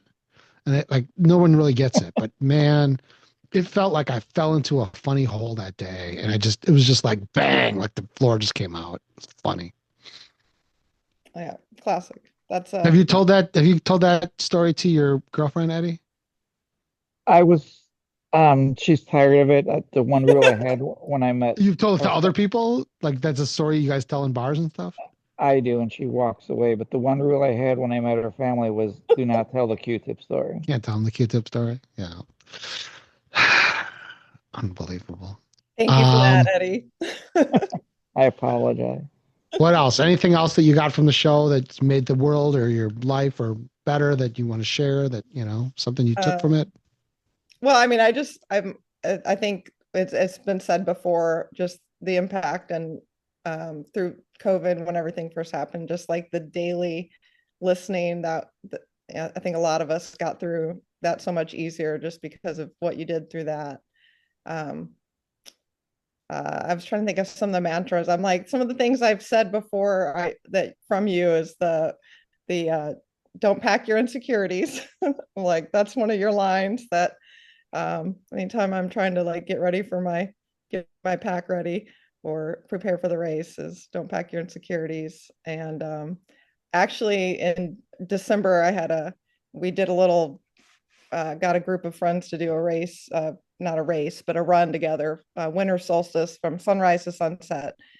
We did just up and down basically 40 miles. And there was a young girl that started and she was complaining about her feet hurting. And so I pulled out your line of, did you not think your feet were going to hurt when you started this race? Then I had this poor little, she's 17 and she just looked at me. I'm like, oh my God, I feel so bad. I just said that to her. Did it work? Oh yeah. I mean, she got her first 50K, which was amazing. I mean, she had never ran a marathon before and did 50K. She didn't finish the whole thing, but she did amazing. So. And I'll never meet her. So that, that's one of those things where the impact trickles down and you don't know that it happened. So, she might be saying that to somebody right now for all we know. Exactly. She'll pass it on. But also, and then I think I've said the quote of what's on the back of the Badger buckle multiple times. I just think that's fantastic. And is that something that you came up with? Is that like your quote? No, I stole that, and it's from an AA meeting. Oh, okay. Somebody said you meet a lot of cool people in AA, and one of them is you. So you converted it for trail, and I think that's perfect. I did. Yeah. Yeah. I think I love that quote. Almost nothing's original, by the way. I mean, even in the first half, don't be an idiot. In the second half, don't be a whip. That's from Jimmy Dean Freeman. But he ripped it off from somebody else, from some book he told me about. So it's not like we're coming up with, original thoughts here. But we're sharing them with you. So. Yeah. All right. I think that we have to move on to Diane Superfan Durden. I see her. She's waving. You're not required to participate, but why would I sit here for 2 hours and not participate? Come on now. Hi, how's everyone doing? Maybe you just like hanging out with everybody. Well, I do. I do love hanging out with everybody, and I wish I didn't live so far away from everybody. When Mindy was talking about the pandemic and everybody coming, it made me think about like today, everybody's so siloed and there's so much strife and it felt like when that pandemic first hit, it felt like there was like 2 weeks where we were just all scared to death and everybody liked each other. It just kind of, I was afraid to breathe. I don't want to say that I want another pandemic, but I like that feeling of let's all spend time together and let's all get on Zoom together and let's watch a movie together. It was like, it felt like people were so together and it hasn't happened again since now everybody's kind of split in half. We got very creative on how to maintain that sense of community. That's for sure. Yeah. All right. So tell us who you are and where you're from. Well, I'm Diane Durden and I live in 29 Palms, California. Let's see. Been listening to the show since 2018, I think, right around that time. Billy Clem's still number one, though. He's still the longest. I know. I was like, Someone, can I maybe make Jada will something beat him. up? I don't No, know. Jada don't. says she's Just go going to with beat it. him. It's so Favorite close, so episode? close. I have several favorite episodes. I love all the ones with Camille. And so I'm definitely looking forward to her being back on the show. And she's a lovely person in person. So she's just so warm and Diane, welcoming. a year ago, Diane went to dinner with me and Camille in Palm I Springs. know. I got to crash the her further. party. That was an hour, Yeah. a year ago only. Can you imagine that? It was. Yeah. Feels like it was yeah. a Not decade too. ago. Yeah. It feels like a long time, but yeah, she was very just like, hey, come on, have a seat. And, you know, it was funny to watch how much she ate in just the short time she was sitting there. But when you think about what she accomplished over, the several days before that, it was like She had a 690-mile week. yeah. So Yeah. That ended earlier that day. So it wasn't even like, this is days later. This is the day it ended. Yeah. So it was pretty cool. So anything with Camille, I always enjoyed the Stacey Saunders episode because she talks about back of the pack and all of that. And I'm very much a back of the pack runner. she was a psychiatrist for the FBI, something like that. I don't know. See, and Something that's in the other thing government. is- She was a doctor. She was like a CSI person. Yeah, I don't even know, because I don't really know her that well. I don't even know if I've met her in person. She did Ball State, which I was doing about that time after I listened to it. So I had some, a lot of interest in her. Like I said, she's a back of the pack person, so she talked a lot about that. So I was just interested in that philosophy of, you just keep going and going through it. So Mishka. I always enjoyed his shows just because I think the sobriety and the runner thing.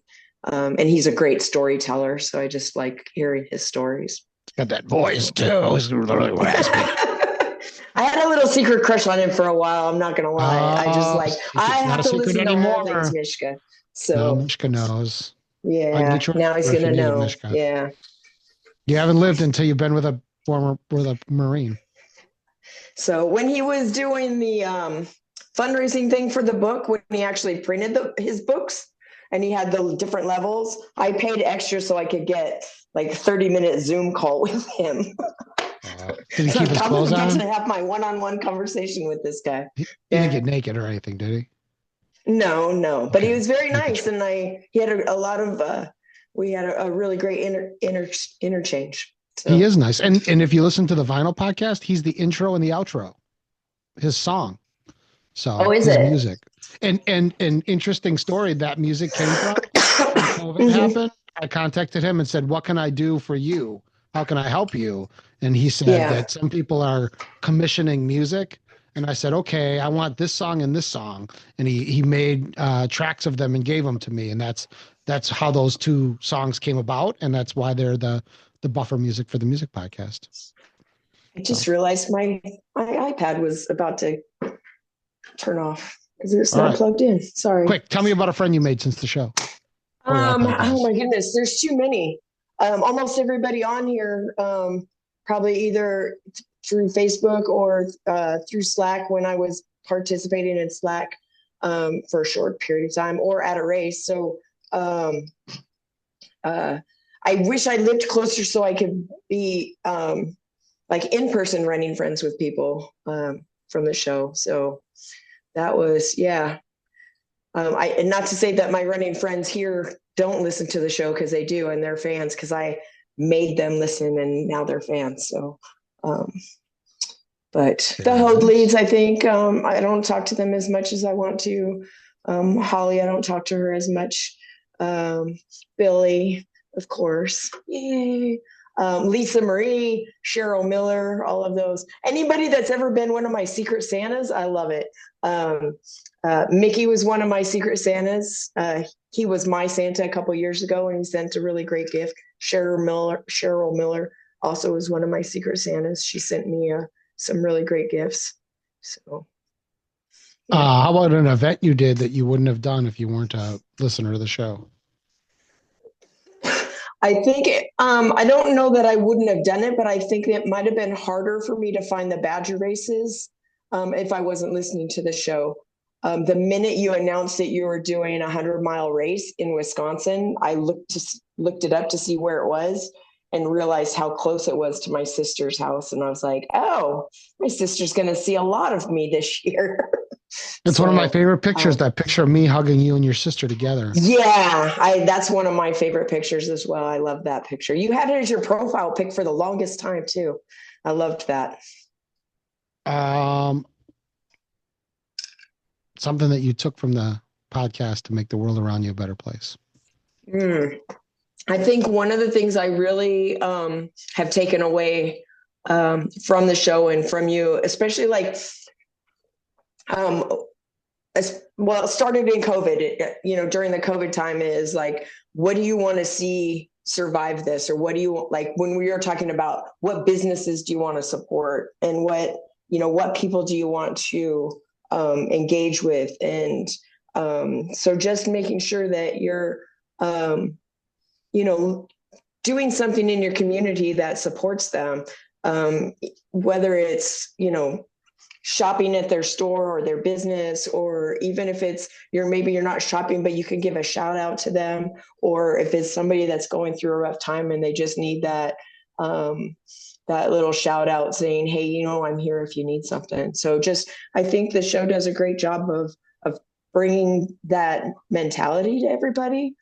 Like, and it's mentioned several times tonight too, that, we are a family, we're a community, and we look after each other and we support each other. And I just it's always great to have that reminder when things are going well as when things are maybe not going so well.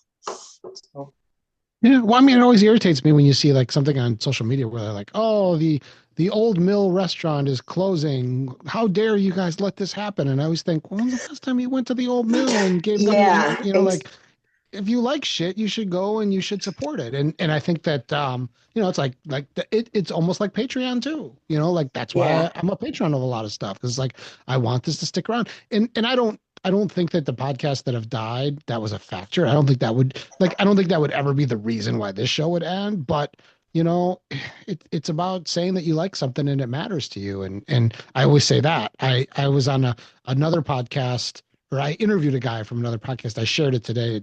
He was on the Record podcast, but he's like a political commentator on like a right-wing podcast with Mary Catherine Ham, who was a former guest of the 10 Junk Miles. And, that was one of the things I said to him is just, hey, I listen to your podcast every week and it matters to me. And I think that people like to hear that. So make sure you tell people that. Well, and I live in a small town, so I feel like it's important to support my community. It's important to support those businesses and my neighbors. I mean, they're my neighbors. A lot of my community talks about, oh, we need to bring this big company in and we need to bring this big company in. I was like, well, what about the little company that's already here? Why don't you just support them? Mm-hmm. We have hardware stores that are competing with Home Depot that are, just not too far away. But to be honest, for me, I don't want to drive 30 minutes to go to the hardware store when I can go a half a mile down the street, because that time is still, I'd rather support my neighbor rather than spend that time going, that money doesn't stay here in my community. Well, and look for that in races too. Extent, but like when Billy was talking about Jason Green, that's another race director that he cares what the community's doing around him. Yeah. And is trying to use a bar for pack and pickup, buy stuff locally, buy stuff from the grocery store, stuff like that. That stuff really matters. There's a reason why when we go to the grocery store in Belleville, everybody says thank you to us all the time, because we spend a lot of money there and that helps them. And it's just a tiny bit more than we would spend if we bought it at Sam's Club, but it makes a huge difference to that store. Yeah. And you never know, that maybe is the difference between them being able to keep that employee for another couple of months or having to lay them off next week. You just never know what your support is doing for their business. And that's why I say you should always. And that's one of the great things I love about the Badger races is that you are very you very much support the community that you're racing in.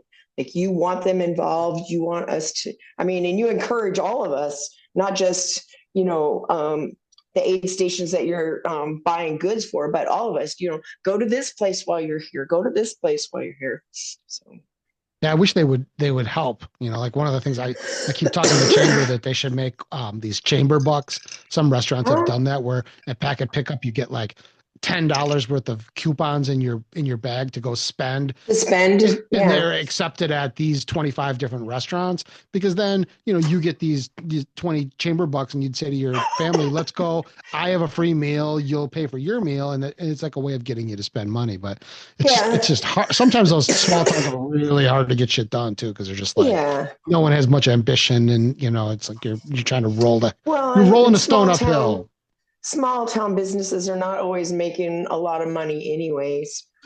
Sometimes they're just barely being able to make it month to month, or, to pay the employees they have, or to support their families and things. So it's, you don't always want to go in and say, hey, give us this discount and I'll bring 10 people with me or something.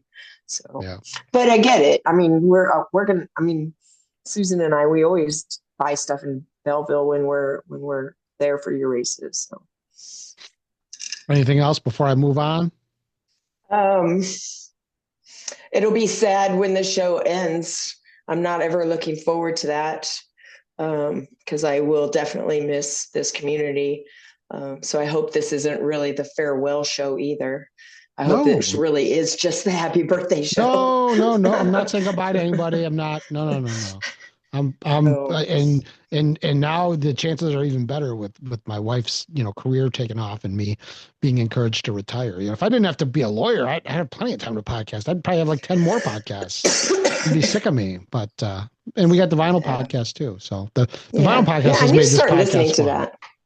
Yeah. So, and again, I wish I lived closer, because I would be bugging you to be on the show more often if I lived closer. But because I just like talking to people. So, well, we're always here. Anyways. Call me anytime.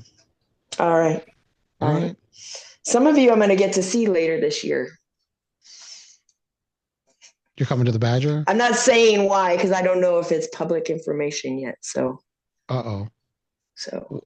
What? But I'm just out and about. Oh, okay. Well, I like that you're floating the secret thing to us and then moving on. Okay. Let us know when it's out, because now we all feel like we're being excluded from something. Yeah. Well. Oh, sorry. I muted you. I muted her on accident. Well, I might have saved you right there. So now you were just telling us about I just told you what the secret was, and now you what's the missed it. I secret? can't Go ahead. repeat it. Tell me again. I'm just kidding. No, I said I hope I get to see you sometime this year as well. So I'm not included in the secret thing. You might be. Okay. I don't know. Now I'm interested. All right, here we go. We're gonna go to Jada. Right. Jada, you're up. Yay, it's me. We got Jada, Josh, and Chris. Chris is gonna go long, so we make sure that we save time for him. No, orally he's shorter. It's only when he's writing he's long. I can't hear you that well. Oh, sorry. Should I shout? Yeah, you're kind of quiet. I'll turn you up a little. Okay. All right, I'm a boost you. All right, tell us who you are and tell us a little bit about yourself. Okay, so I'm Jada and I'm in Washington State. Not Idaho, like Scott thought for probably 8 years. But I am like all alone and have no running friends. So I got into running a little over 10 years ago. And I was road running and I was real serious about it. I started running and I loved it. I decided it was the best thing in the whole wide world. And so then I got really serious about it. And then I wanted to run marathons and run fast marathons and then run the world majors and all of that. So I was listening to the Serious Runner podcasts, road running and stuff, like how to be, better and faster and all of that stuff, stay motivated. And I was kind of really in the weeds looking for good podcasts. And so, a Google search running podcast and 10 junk miles showed up. And I was like, what? Junk miles? Like, who even runs junk miles? And I listened to it. And I want to say it was single digits when I started listening. So I want to say like episode 6, 8, something like that. It was That's probably 2005 2015. or 2015. Yeah. So you were in the first year. Yeah, for sure. You beat Chili Yeah, Billy it was Clown. not double digit episodes yet, but I thought like with any new TV show or whatever, like it takes a little while to hit your stride. So I listened a couple times. So I'm like, let's see where this goes. And like by the time you guys got to the potato chip episode, I was hooked. I was like, these are my people. They're just eating potato chips. They're talking shit to each other. There was so much sass.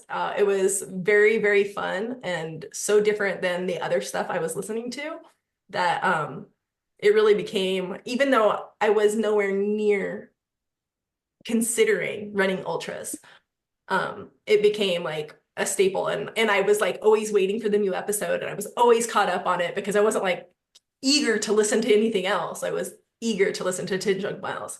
And so you guys have been my running friends for a long, long time. And when I was describing that person that lives out in the middle of nowhere, you were always saying, I was "That's like, oh my me. God, it's me." Yeah. That's me." Yeah. Tell me about a friend that you made on the show. I've made a lot of friends. So prior to the pandemic, I hadn't met anybody. But then the Slack channel formed, and I was even hesitant to join that because I thought like I didn't meet any of these people at the 2019 race, and they all seemed to be friends already. So it was kind of weird. And then we were doing movie nights. And so I dropped into Slack on a movie night, and I just kind of like hung out for a bit. And then, here we are 5 years later, and like I'm friends with everybody on Slack. I've gone to and stayed at Lisa's house for a race. I've gone to Tiffany's house and stayed there for a race. I've gone to Chris. Chris has met my whole family at this point. I stayed at your house, Scott. Like I've made so many friends.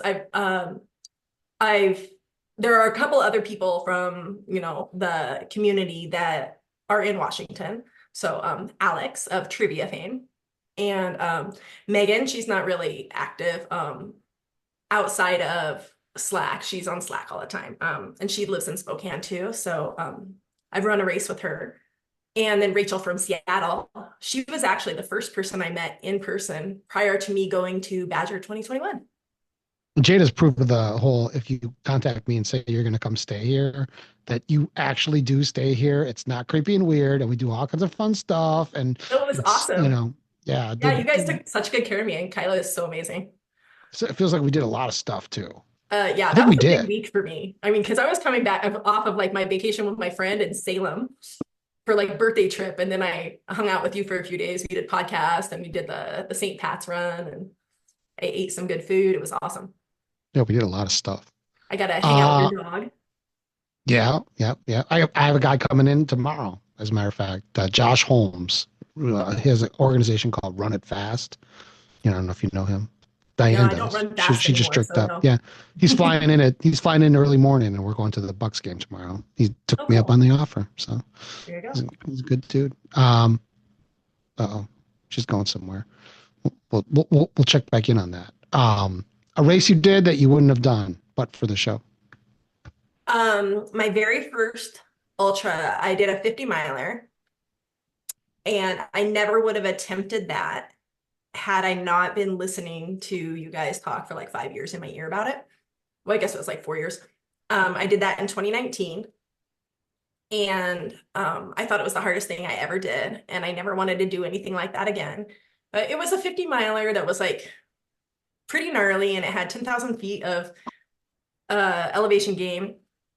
And I was a road runner, so it was really challenging. So I was like, never again. But then you started putting on races, and you announced like the Badger. And I was like, well, I'm never going to run 100 miles, so it doesn't even matter.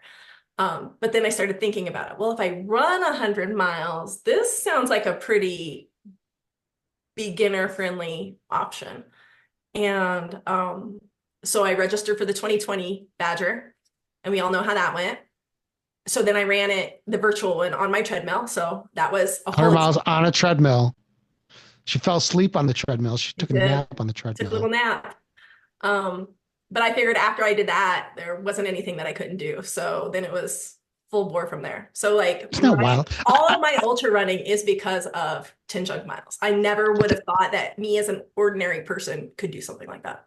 I think it's crazy that something as stupid as running 100 miles on a treadmill has empowered you to think that you can do anything. Yeah. You know, like it doesn't sound hard. It just sounds dumb. Like, but mentally hard. Oh, it's dumb for sure. But that picture of you, if you haven't seen it, you should see it. There's a picture of her like napping on her treadmill. She's like curled up in a ball. I'll try. I think it's on Facebook. Is it on your Facebook page? Probably. It is. And I We think need you to used it for share a my link to game it. show too. Yeah. Yeah, we'll share a link to it in the notes once I find it. But I'm sure it was your profile picture at some point in time. Oh, it was so funny. I'm glad my husband grabbed that picture of me too, because yeah, that whole thing is just a big fog of like suffering. Did you have a favorite episode?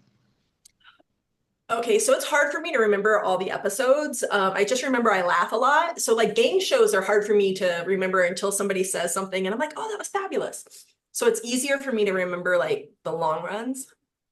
But top of mind right now is the wrestler episode. And it's because somebody asked about it on Facebook and they were like, what episode was the wrestler one? And I was like, oh, that was a really good one. And my son's just coming off of his wrestling season. So I was like, I'm going to re-listen. And yeah, I remember how good that episode was. Also, there was the Iditarod, the hallucination. That whole story was wild. Of course, Hey Duck is fantastic.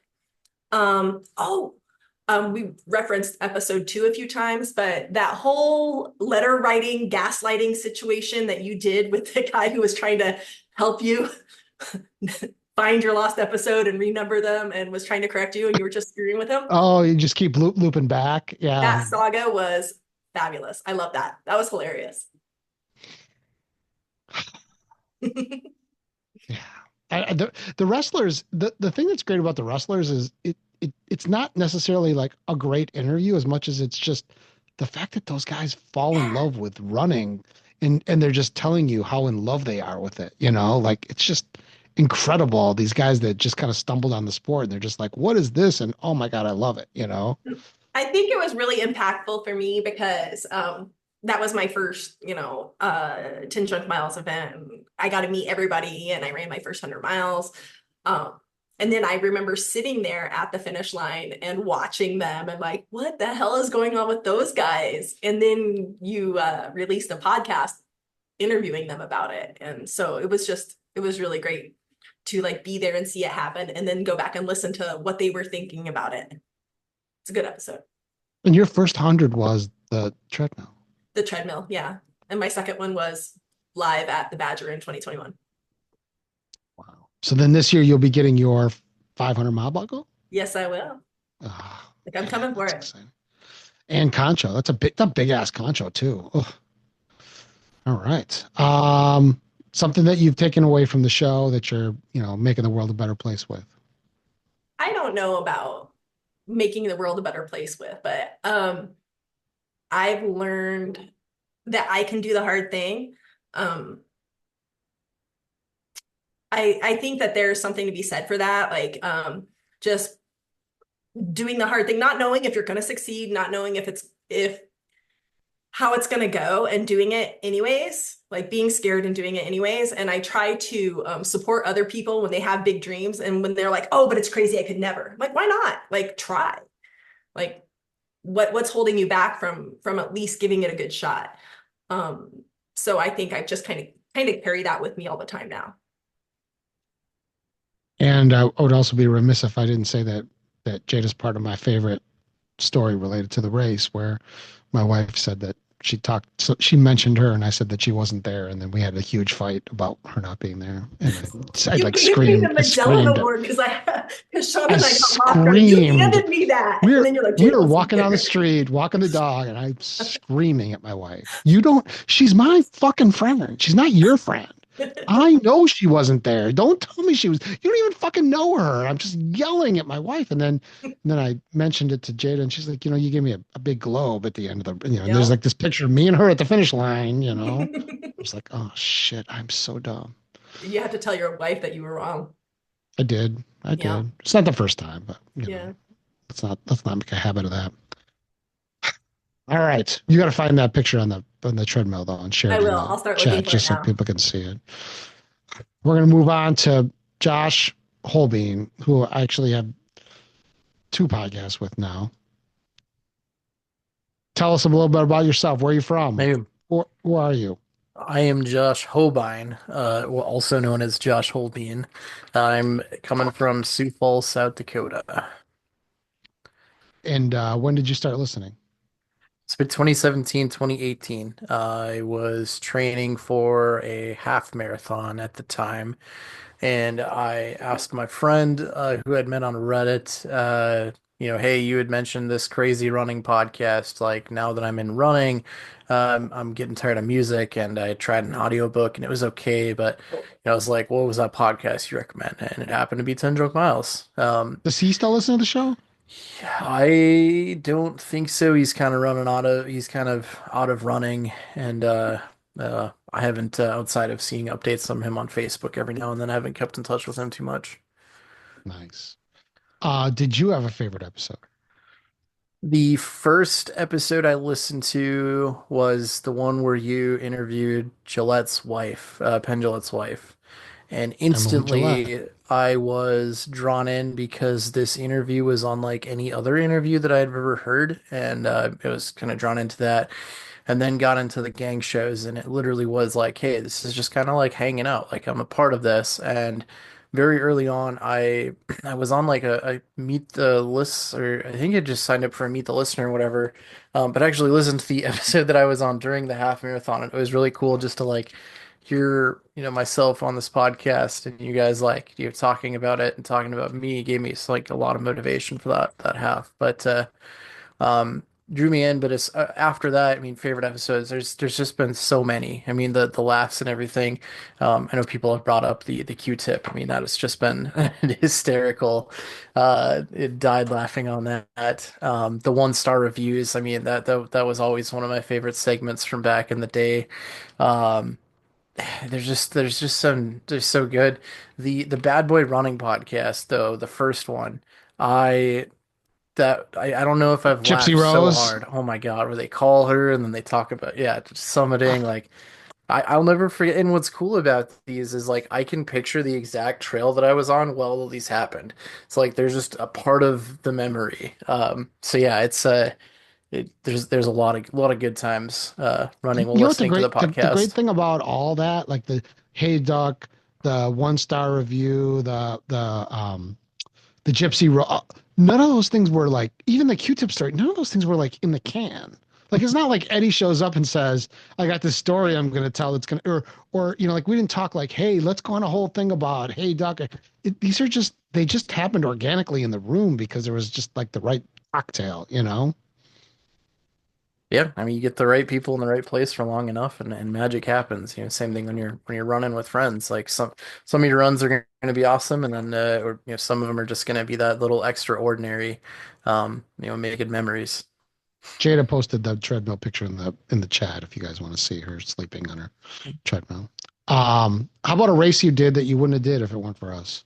I mean, ultras in general. Like, fun fact about me, I have more ultra marathon finishes than I do official 5K finishes. I literally went 5K, 10K, half marathon to ultras. I've ran I think one actual full marathon. But yeah, I mean, really just ultras in general. So obviously, Badger. I think my first one was a virtual because COVID happened. So I did the virtual Badger and then the virtual Troubled Raccoon Racing. Like that was a step up into ultra, but I was like, oh, I'll just do it all at the same time. So my first actual ultra was like 34 miles or something like that. and I ran it on a pair of New Balances that had about 800 miles on there. So it was literally like running on 2x4s, and didn't really know anything because at that point, the most I had ran before, like, hey, I'm just going to try this ultra thing and see what happens. The most I had ran up to that point was 14 miles. So just a world of unknown, and I was ready to cut my feet off at the end and hurt for the next week. But yeah, I mean, ultras in general, 100%. When are we going to train somebody to run the Whole Bean Kitchen so that you can do the Badger 100? That's the question. I mean, it definitely can't be Chris because he likes to burn things, so someone else will need to take his place. And the best part about this is he can't come off mute and rebuke that. So No, we can't.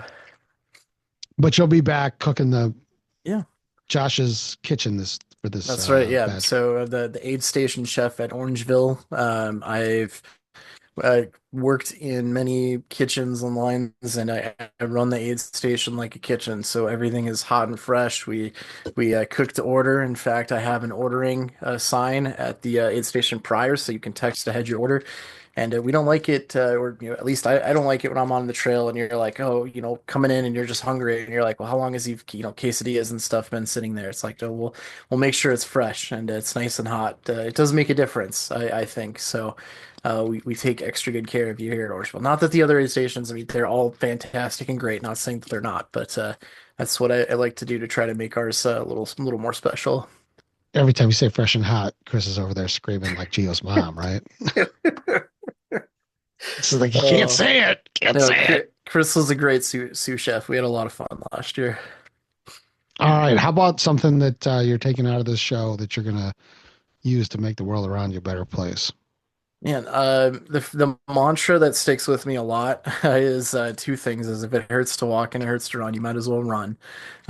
So that doesn't apply to just running. I mean, that can really apply to life in general, really, where you just, even if it sucks, like you keep going.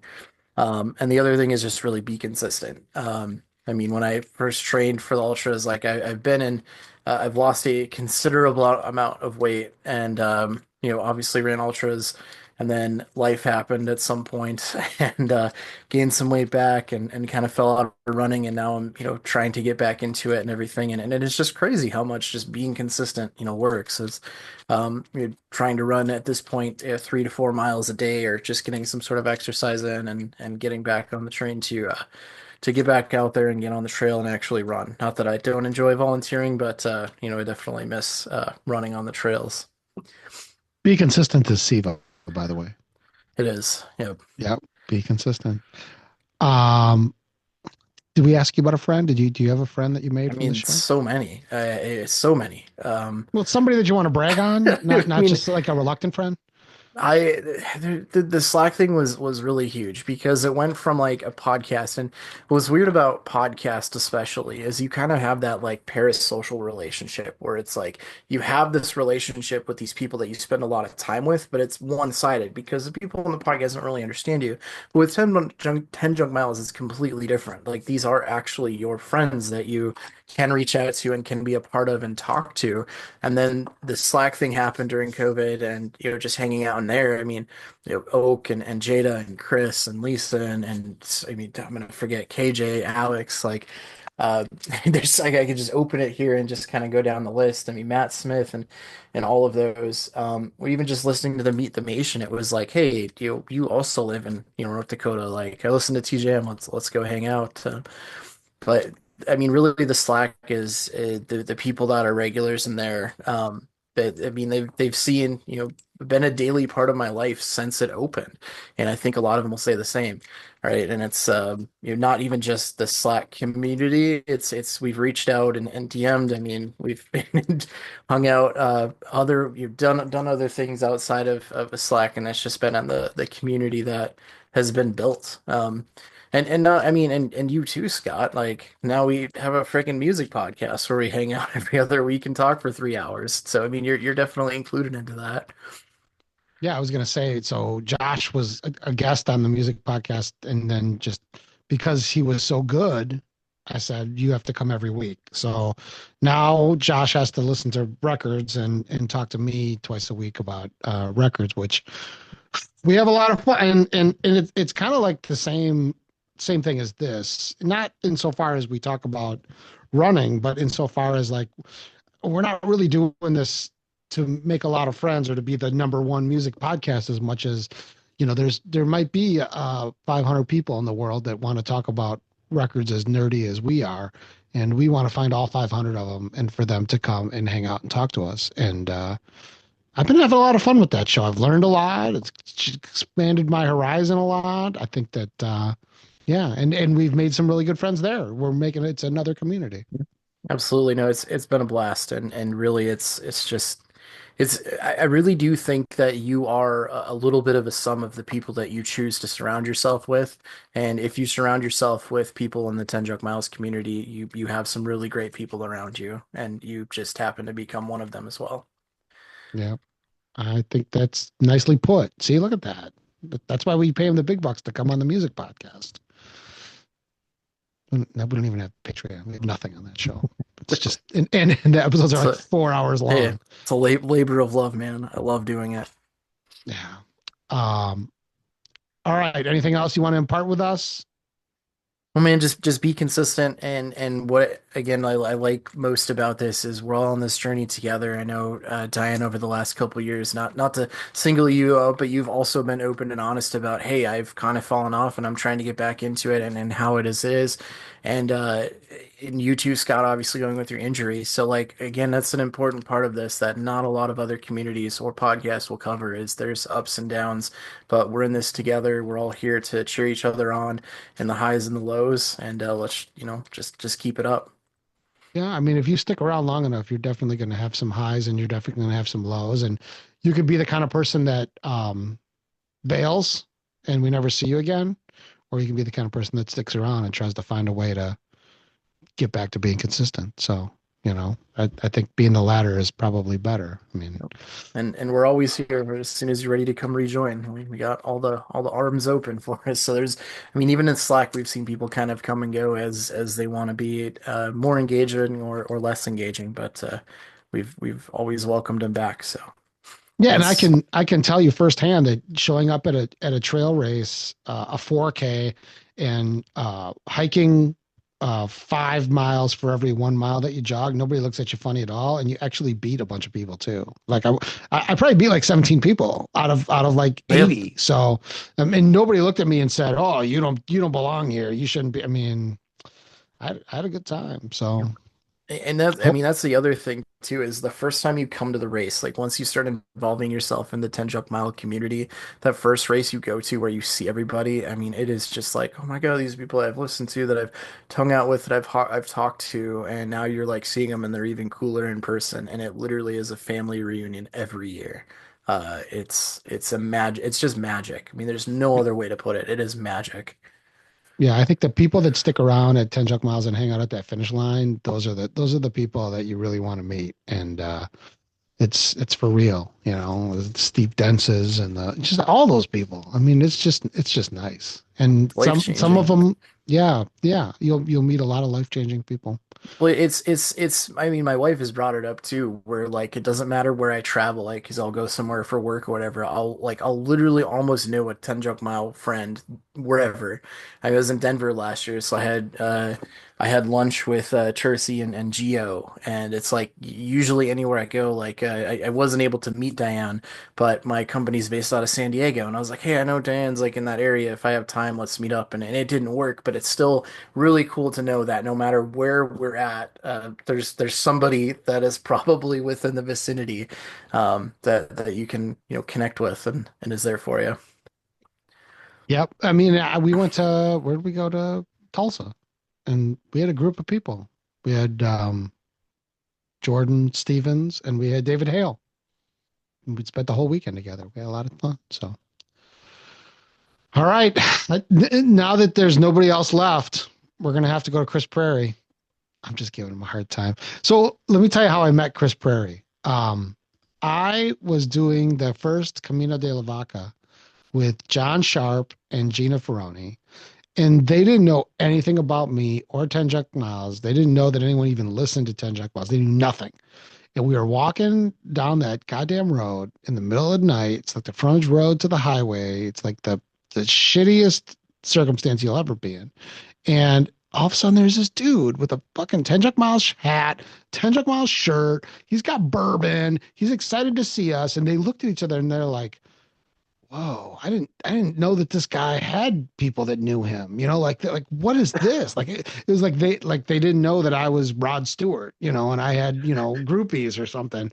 And then that was the first time that I spent time with Chris Roadside Bourbon Prairie, which was his first Patreon name. So with that in mind, Chris, introduce yourself and tell us a little bit about yourself. All right. So I found 10 Junk Miles because I travel a lot for work and I'm usually in some strange city running by myself, and I needed a group of running friends to run with in that scenario. It's appropriate. I'm recording this from a hotel room right now. So you sound like you're a little under the weather. I am. I've been on the road for work for about the last 5 weeks, and I had about 48 hours at home this weekend in which I raced a 50K with like no actual tapering or rest, and then went right back on the road and gave myself a nice little cold. So I'm hoping I can be over that soon. But yeah, I've been started listening to 10 Junk Miles. I want to say it was like early 2017, so maybe about 2 years in. It might have been sooner than that. I can't pin down a date. But I will say that one of the, if I'm not getting too ahead of myself, one of the moments that not like a defining hilarious moment, but a moment that like really set the hook for me and like told me like, okay, these are my people. I think it was Amanda Runyon, and you guys were talking about going to a diner and she was trying to order off the menu and like pissed off the waitress. And she was like, and you guys were like dogging her about that on the podcast. Like, you can't just go order off the menu. And she's like, no, they have this, this, and this. They can't not make it. Like, there's no reason they can't just make this. I think what she said is the menu is just a springboard for a jumping off suggestion. point. Yes. Yeah.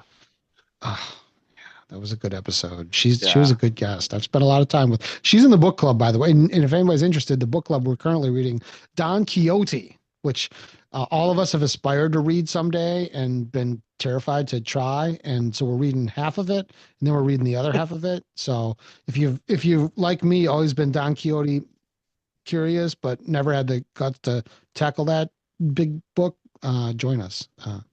Details in the podcast group. Sorry. Friends you met, somebody that you met that you did admit that you met at the thing.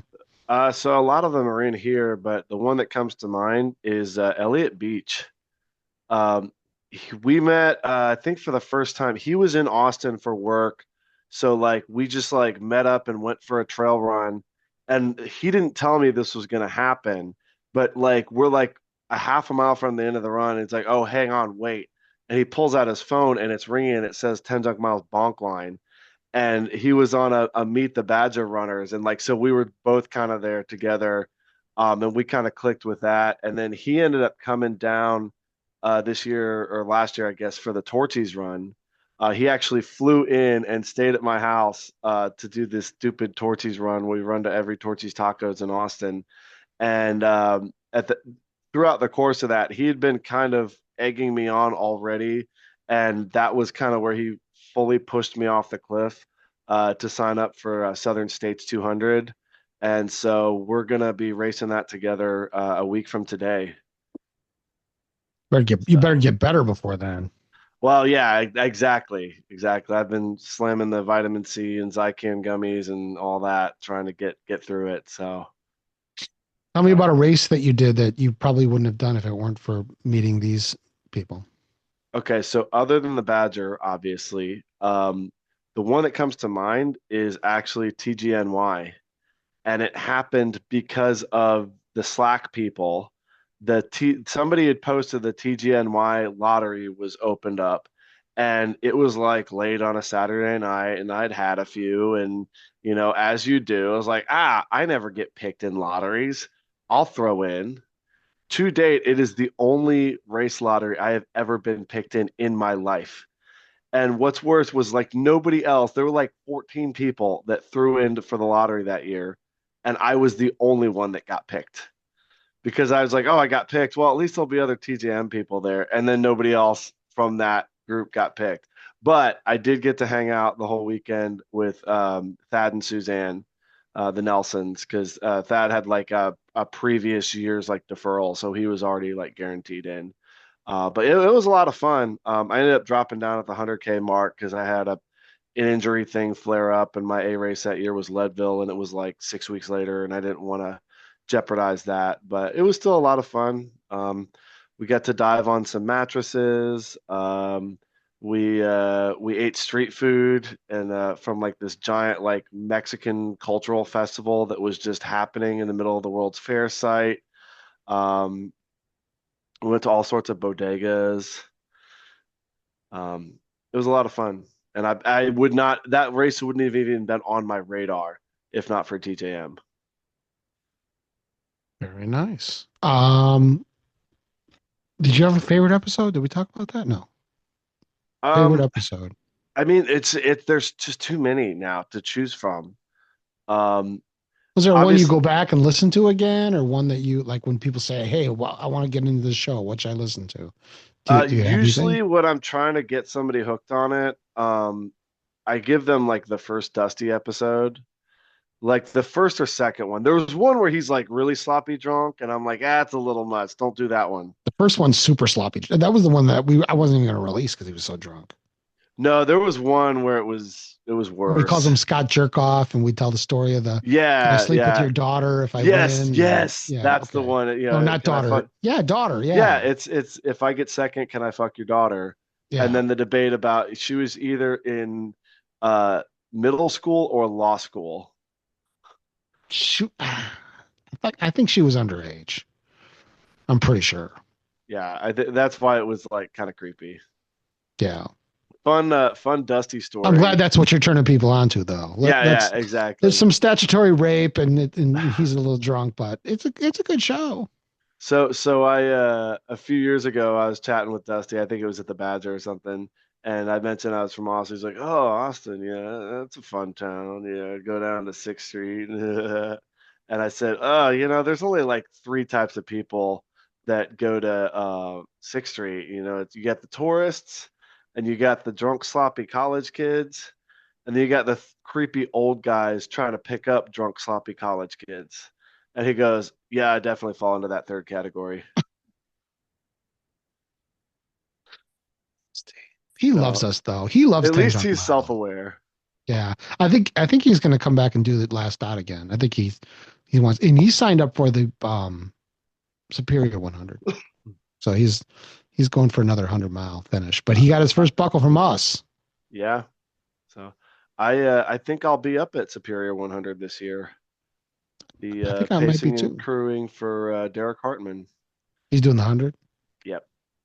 Another good friend that I met through TJM. So we got matched the first year for Secret Santa, and they screwed up the something in the order or something, and we ended up like just getting each other for Secret Santa because like there was some snafu, but it worked out fine because it turns out we both like the same type of really heavy, aggressive, dark beers, and it basically just turned into a dark beer exchange. Well, Superior will be a lot of fun. That was my second 100, and that is no fucking joke. It's punishing. It's challenging and beautiful, and that's right up my alley. It's going to make you want to run it when you pace there. Oh, I'm sure. I want to run all the hundreds. Well, someone DJ Mobley just signed up for the Badger 100, by the way. Like while we're talking right now, so it's kind of exciting. But Nice. there's 108 spots left, so hurry up if you're on the fence. There are unlimited spots left in the beer mile. Yeah, hopefully I can get my shit done early and get to the beer mile this year. I hate it when I'm you were too the busy. official timer our first year, and somebody else had to do it last year. Yeah, well, I was just still setting up. Just kind of sucks sometimes. Yeah, setting up for the actual race. I mean, come on. Yeah, sorry. All right, something that you took from this that you're going to go make the world a better place with. Something that something you took from the show. I mean, I guess it's probably just pushing people off the cliff to do hard things.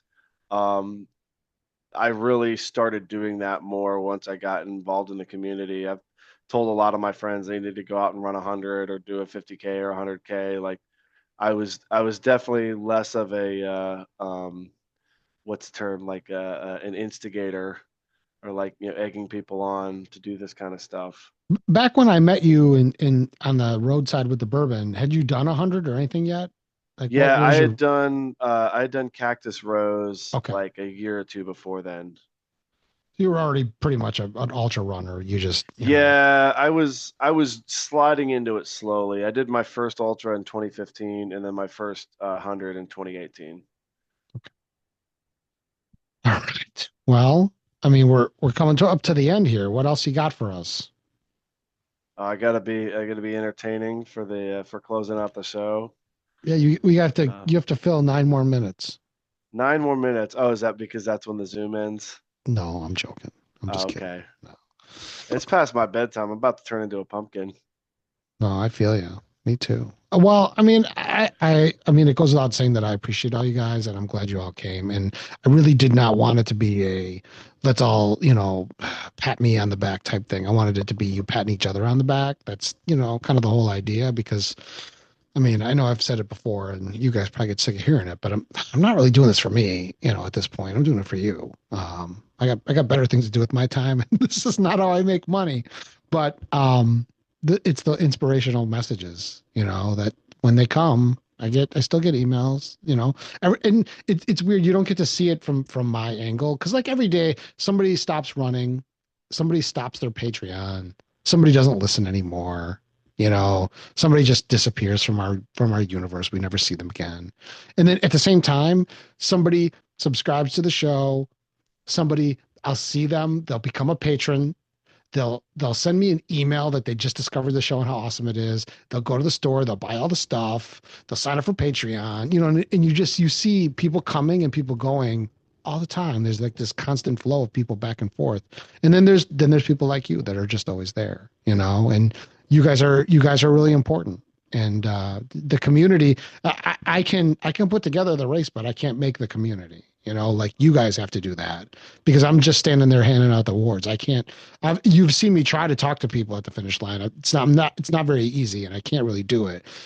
So I need you guys to be there, and I need you guys to hug everybody, and I need you guys to be friends with the other people and turn them on to the Slack and the Facebook group and stuff like that. Because I don't want to be the podcast that disappears one day. I want to be there for you guys, and I'm glad that you guys are there for me. Anything else? Anybody? Everybody can unmute, and anybody that wants to say anything can say it.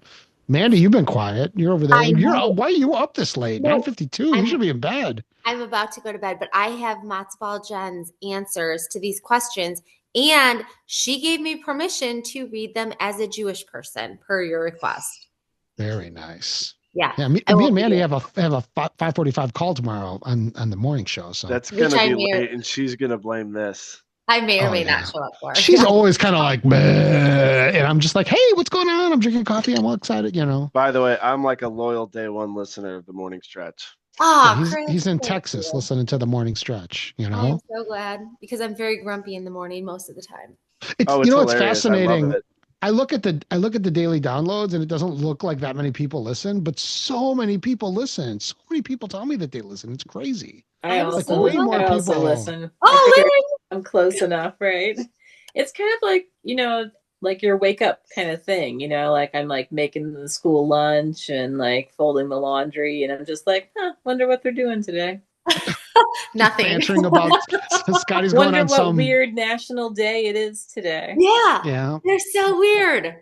Or what random Girl thing has Scout set Day Scotty today. off to go on a rant about something, That's how I start my morning stand-ups every morning too, is like what the national days are. Day of the day. Yeah. Good. No. All right, Mandy. Okay. Are you Jewish ready? for us? I want to hear your Here we Jewish go. impersonation. First of all, happy birthday to the whole gang. Here are a few of my answers from what Scotty has asked. Number 2, she didn't do number 1. It looks like we've got 2, 4, 6, and 7. So Typical. Typical. The gyms, Yep, they just we're can't do making everything in choices. order. Yeah, that's fine.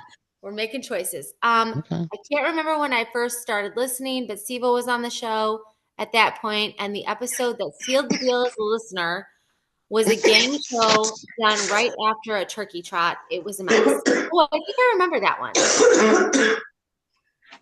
Oh, Diane. That was I think quite she's the got the call. pneumonia.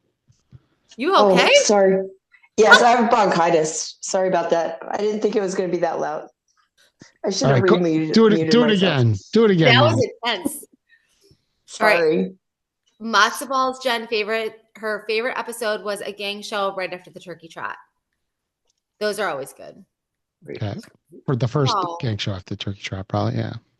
Well, I think she wrote this because she sent it to me, but she would say that her friendship with me is because of the show and she greatly appreciates it. And I write back at you, Jen.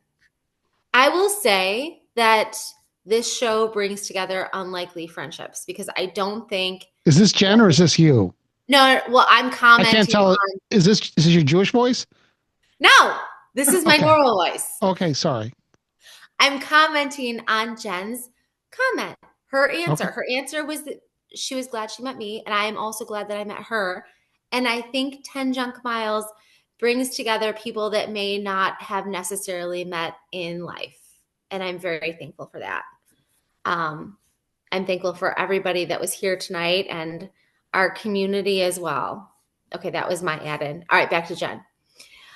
Number 6, I got the mantra from Scotty. First, don't be an idiot. First half, don't be an idiot. Second half, don't be a wimp. It goes through my head all the time. That is a good one. And then number 7, I have a question that was discussed on and off for a bunch of episodes a few years back, but I don't think it was ever resolved. Do we have answers to this winter running mystery? Why do we get itchy, cold, fat? I need to know, especially the belly. I have an answer for that because my Ooh. wife is a nurse and I asked her this. All right. All right. So when you're cold, your body is taking the blood away from the areas of your body that it doesn't need, and fat is like extra. So it's taking away the blood and everything and putting them towards your internal organs, which then leaves like minimal blood flow to your fat cells because it's not needed. It's extra, which then makes it cold and also itchy. Huh. There we Now, go. if it's wrong, it's all my wife's fault. You can't be mad at me. But I did ask her about that. We're going with that. It sounds good to me.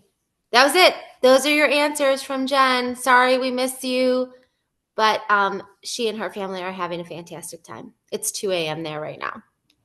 Oof. All right. Well, unless there's anything else, we're almost 3 hours without a Patreon read and my introduction. We're going to have a show real soon at Mandy's, and we're going to have a show real soon at Carrie's.